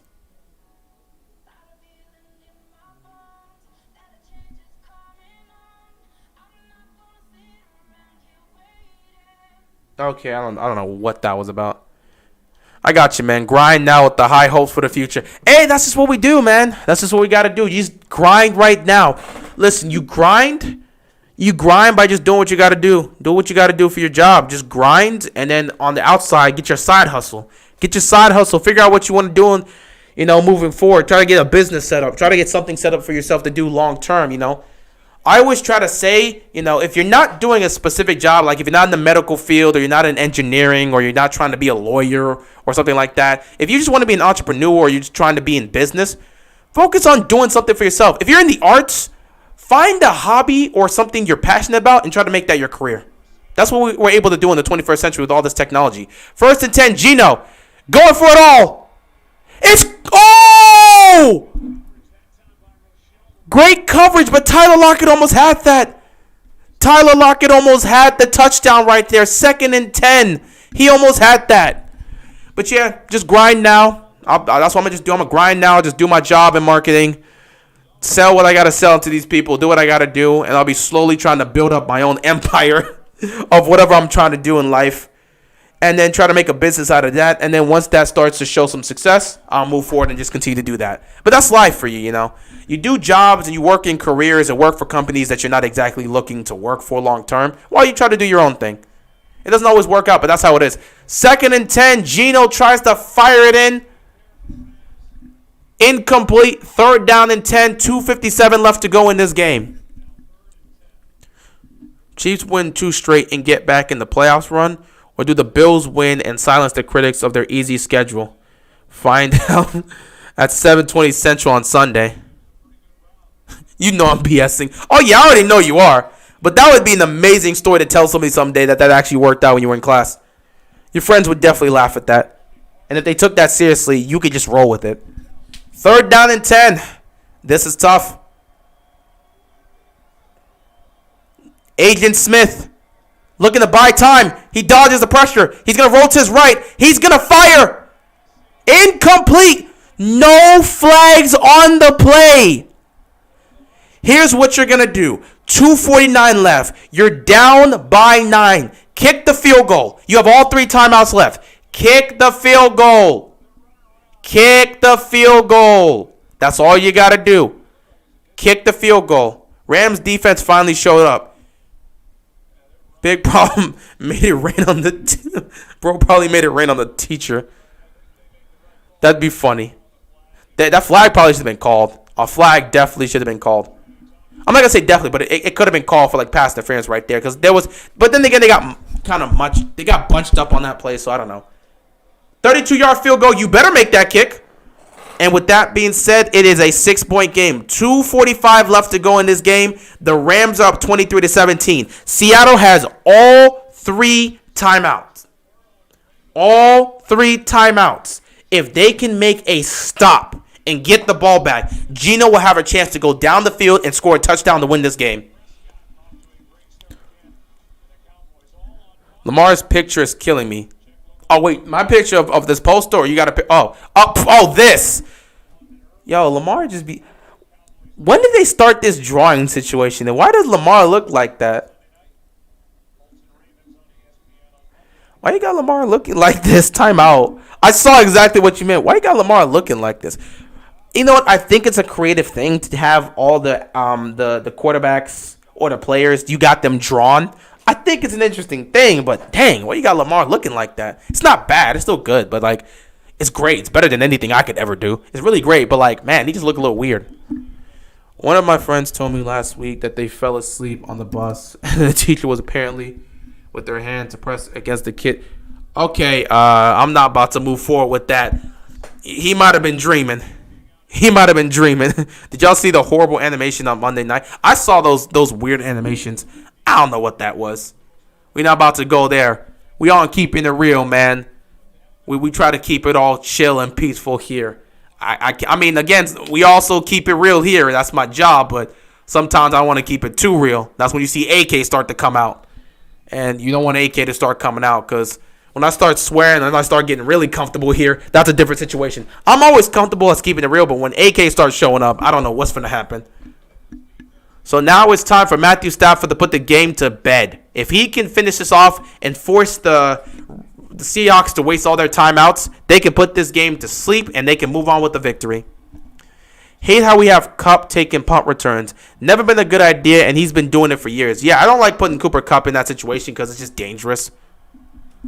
And he's one of your main weapons. You can have somebody else just do it. Hell, I'd put Deshaun Jackson back there before I would just put Cooper Kupp. Not to mention, Deshaun Jackson would do well with that. First down!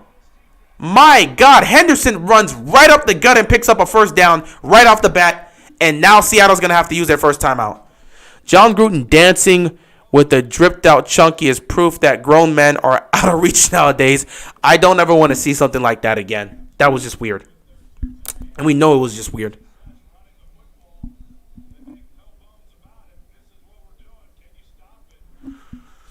Yeah, you should see if you can catch your game feed up. Rams got the ball with 2:30. Yeah, Rams got the ball with 2:33 up. That's what I have it here. Bro, I just got exposed yesterday in the teacher's conference. Don't be wilding out. Don't be wilding out in school. Just chill out. Easy, man. Don't be wilding out. Seahawks are a joke, man. This defense is bad. I told people I don't trust Seattle at home. That's why I picked the Rams tonight. I never trust Seattle at home. And on the primetime game, just don't trust them. I do not trust Seattle at home. So I knew something like this would happen. 2:33 left to go in this game. 1st and 10. Stafford, they're going to hand the ball off. Seahawks defense at this point finally actually makes a good stop here. So it's going to be 2nd down here. No gain. They're going to utilize their second timeout. 2:28 left to go. So obviously they have the 2-minute warning as well.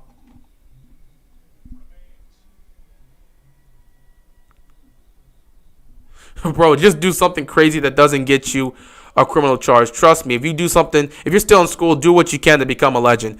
Yeah,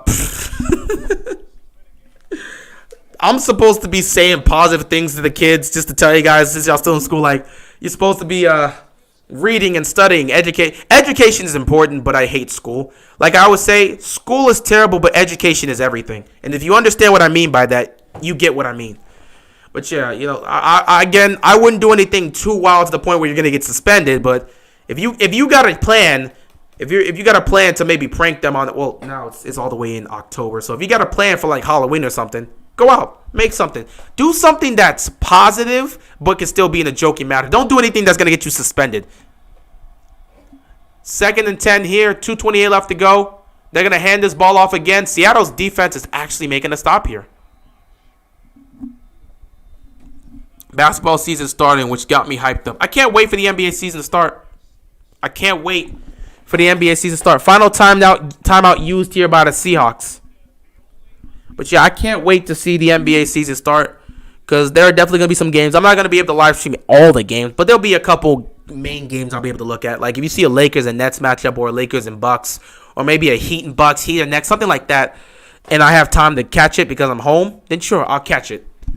But yeah, it's always more interesting to commentate over the NBA as opposed to the NFL. I enjoy watching football more than I enjoy watching basketball. But basketball is 1,000 times more interesting to commentate over football. Because football, there's so many things. Once the plays happen, everyone knows the play is stopped. Now they got to put the ball and set them up in the right place. Set them up at the right line of scrimmage to get the ball set. The offense has to huddle up together to come up with a play. Then they all got to get set. And then you got to get everyone set properly. Maybe you got to make some adjustments at the line of scrimmage. And then at that point, boom, now you can snap the ball. With basketball, it's back and forth. They're going up and down the court, back and forth. So it's kind of being like that.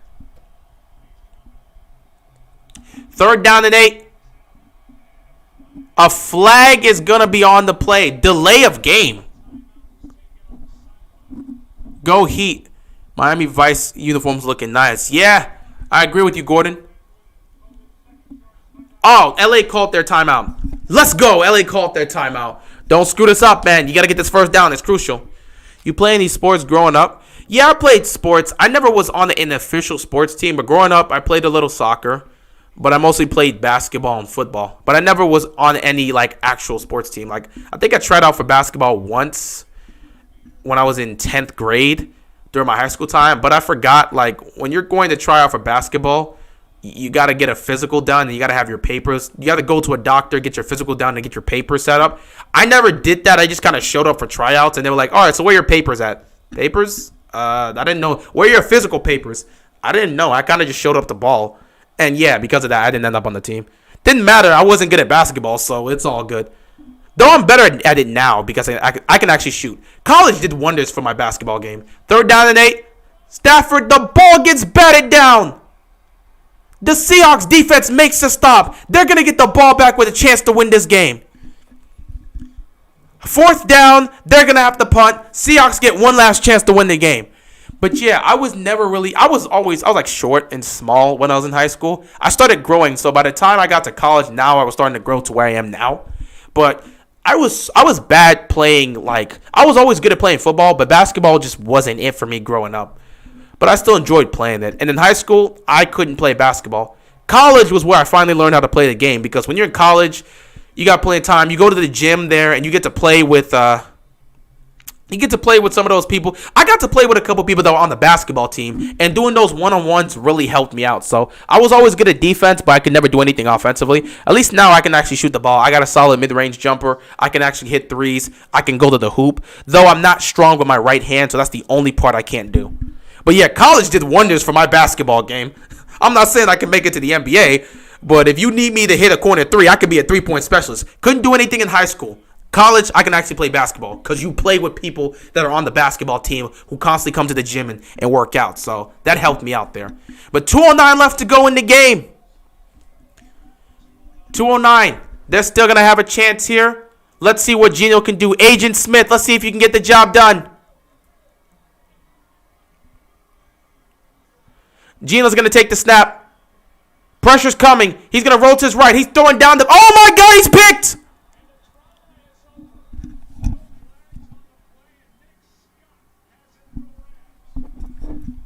Scott picks off Geno Smith, and that will end the game. Well, on the positive side, I called it. I said it. I do not trust the Seahawks at home. I took the Rams 100%. I took the Rams. I knew Seattle. You never trust Seattle at home. They're so inconsistent, especially this year. I don't trust Seattle at home. That's why I couldn't take them. I called it. I think a lot of us called the Rams coming in and winning. Not to mention the Rams getting beat by the Cardinals last week. They had to win this game. But damn, Geno, that's a tough way to go out. You're not going to get any chances here, man. It's pretty much the game. Sorry, was my life. Yes, facts. Don't get in trouble, but have fun for real, because it doesn't last forever. True. I knew the Rams DBs were about to eat. Yeah, man. I hope they would tie. That wouldn't happen. No feel-good moments ever. Feel bad for Geno, man. He played a great game here. He came in for Russell Wilson. I think he was looking for Tyler Lockett there, and he just missed. I feel bad for Geno. Man. He came out here, played his heart out, and he had a chance to win this game. They just blew it with the pick. That's tough. So I don't even think they're going to get a chance to get this ball. Well, you got the 2-minute warning, so I don't even know how much time they would get back with this.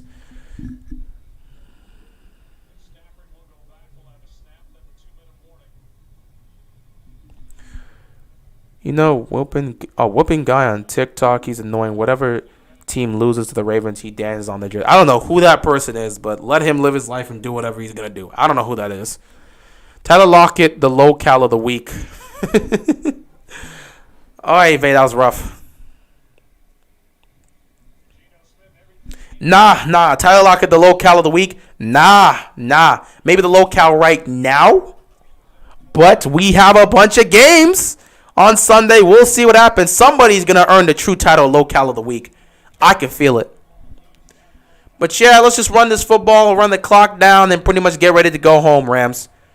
Great win here. Matthew Stafford didn't play the best of games, but it is what it is. It sucked that we lost Russell Wilson for the fourth quarter. Henderson gets stopped there. The turf tackles all my Rams. Yeah, I don't know. This turf monster's been getting people. Second down here, and we're at the 2-minute warning. You're going to watch the new James Bond's film? I might check it out. Like, I might actually check it out. Yeah, Cooper Kupp's been that guy today. Cooper Kupp's been that guy. Great job by him.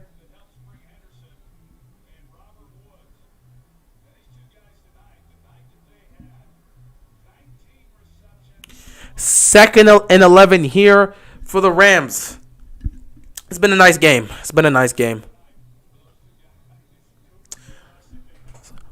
And the Rams go to 4-1. That is a statement victory to prove that they still got something in the tank after last week. Again, last week they just lost. They had a tough loss against the Cardinals, who are rolling right now. So, again, for me, I have the Rams winning the division. So I'm gonna play the long game.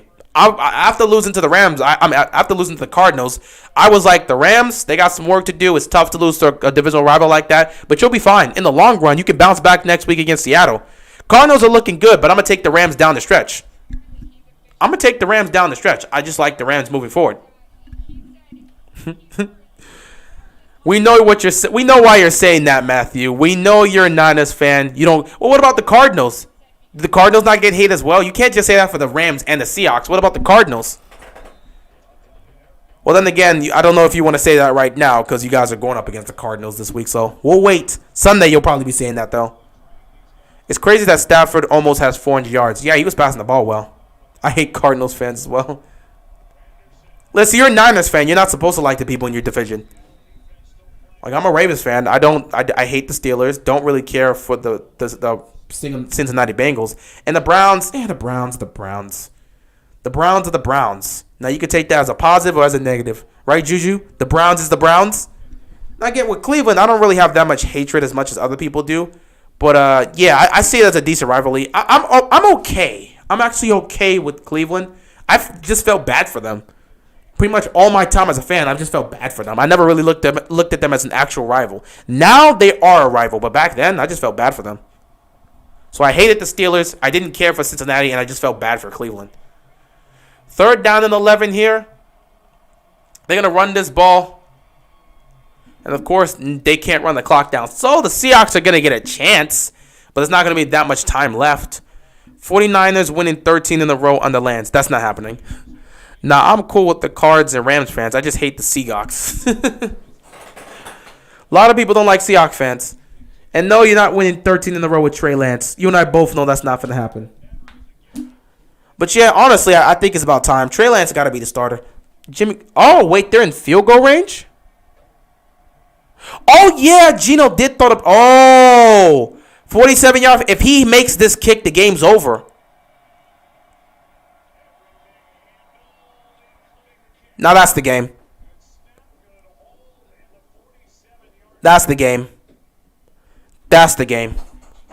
I forgot because I'm like, they were in field goal range. If he missed that kick, that's really bad. But now that he made that kick, the game's officially out of reach. Gay has been terrible tonight. Yet despite that, he makes a tough kick.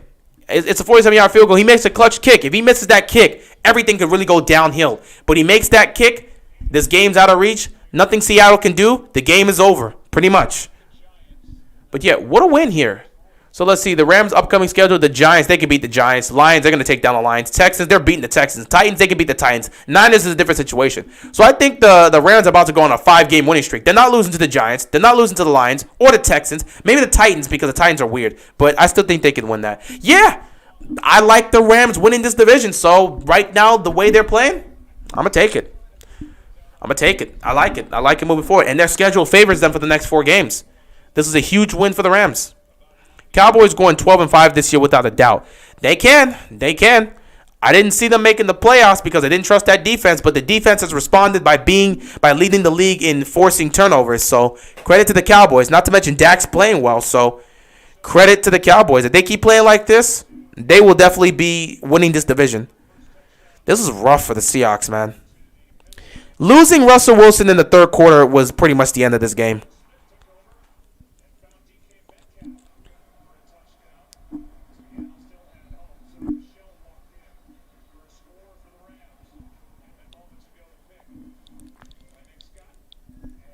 This is rough. I'd say my Niners go 11-6 or 10-7. That's very possible. That's very possible. You have a great team, and Trey Lance can definitely win you a good chunk of games. All right, Geno Smith's just gonna have to run this out and just play it out. Just play it out with 24 seconds left. Let's just play it out and call it a night. Geno, don't get hurt. Geno, don't take no shot. Don't get hurt, bruh. No reason to take those shots. If it's not there, just throw it out. There's not much time left in the game. There's no reason for you to come out here and get hurt. Geno, just throw up a bomb and pad your stats. No need to pad the stats. You don't need to risk a player getting injured. Anything simple. Meanwhile, oh my God, what was that? Let me take a look at the Seahawks schedule real quick. Did I just see what I saw? Seattle might be trending downhill. If I checked out their stats here real quick, well, not the stats, but their schedule. Let me see what I just saw right there. Did I just see what I saw? So their next 5 games are against the Steelers, the Saints, the Jags, the Packers, and the Cardinals. So they can actually they'll beat the Steelers. They can beat the Saints. They can beat the Jaguars. But that Packers and then the Cardinals, oh, that's disgusting. The Packers and the Cardinals, Packers are going to pack these dudes up. Packers are taking down the Seahawks. So will the Cardinals. So, yeah, I could see a situation where Seattle's not going to be 2-3. Of the next 5 games, they can win that. So that can put them at 5. Let's say the next 3 games, they'll be 2-3. They can be 5-3, and then after the Cardinals, they'll be 5-5. I could see them being at 500 after 10 games.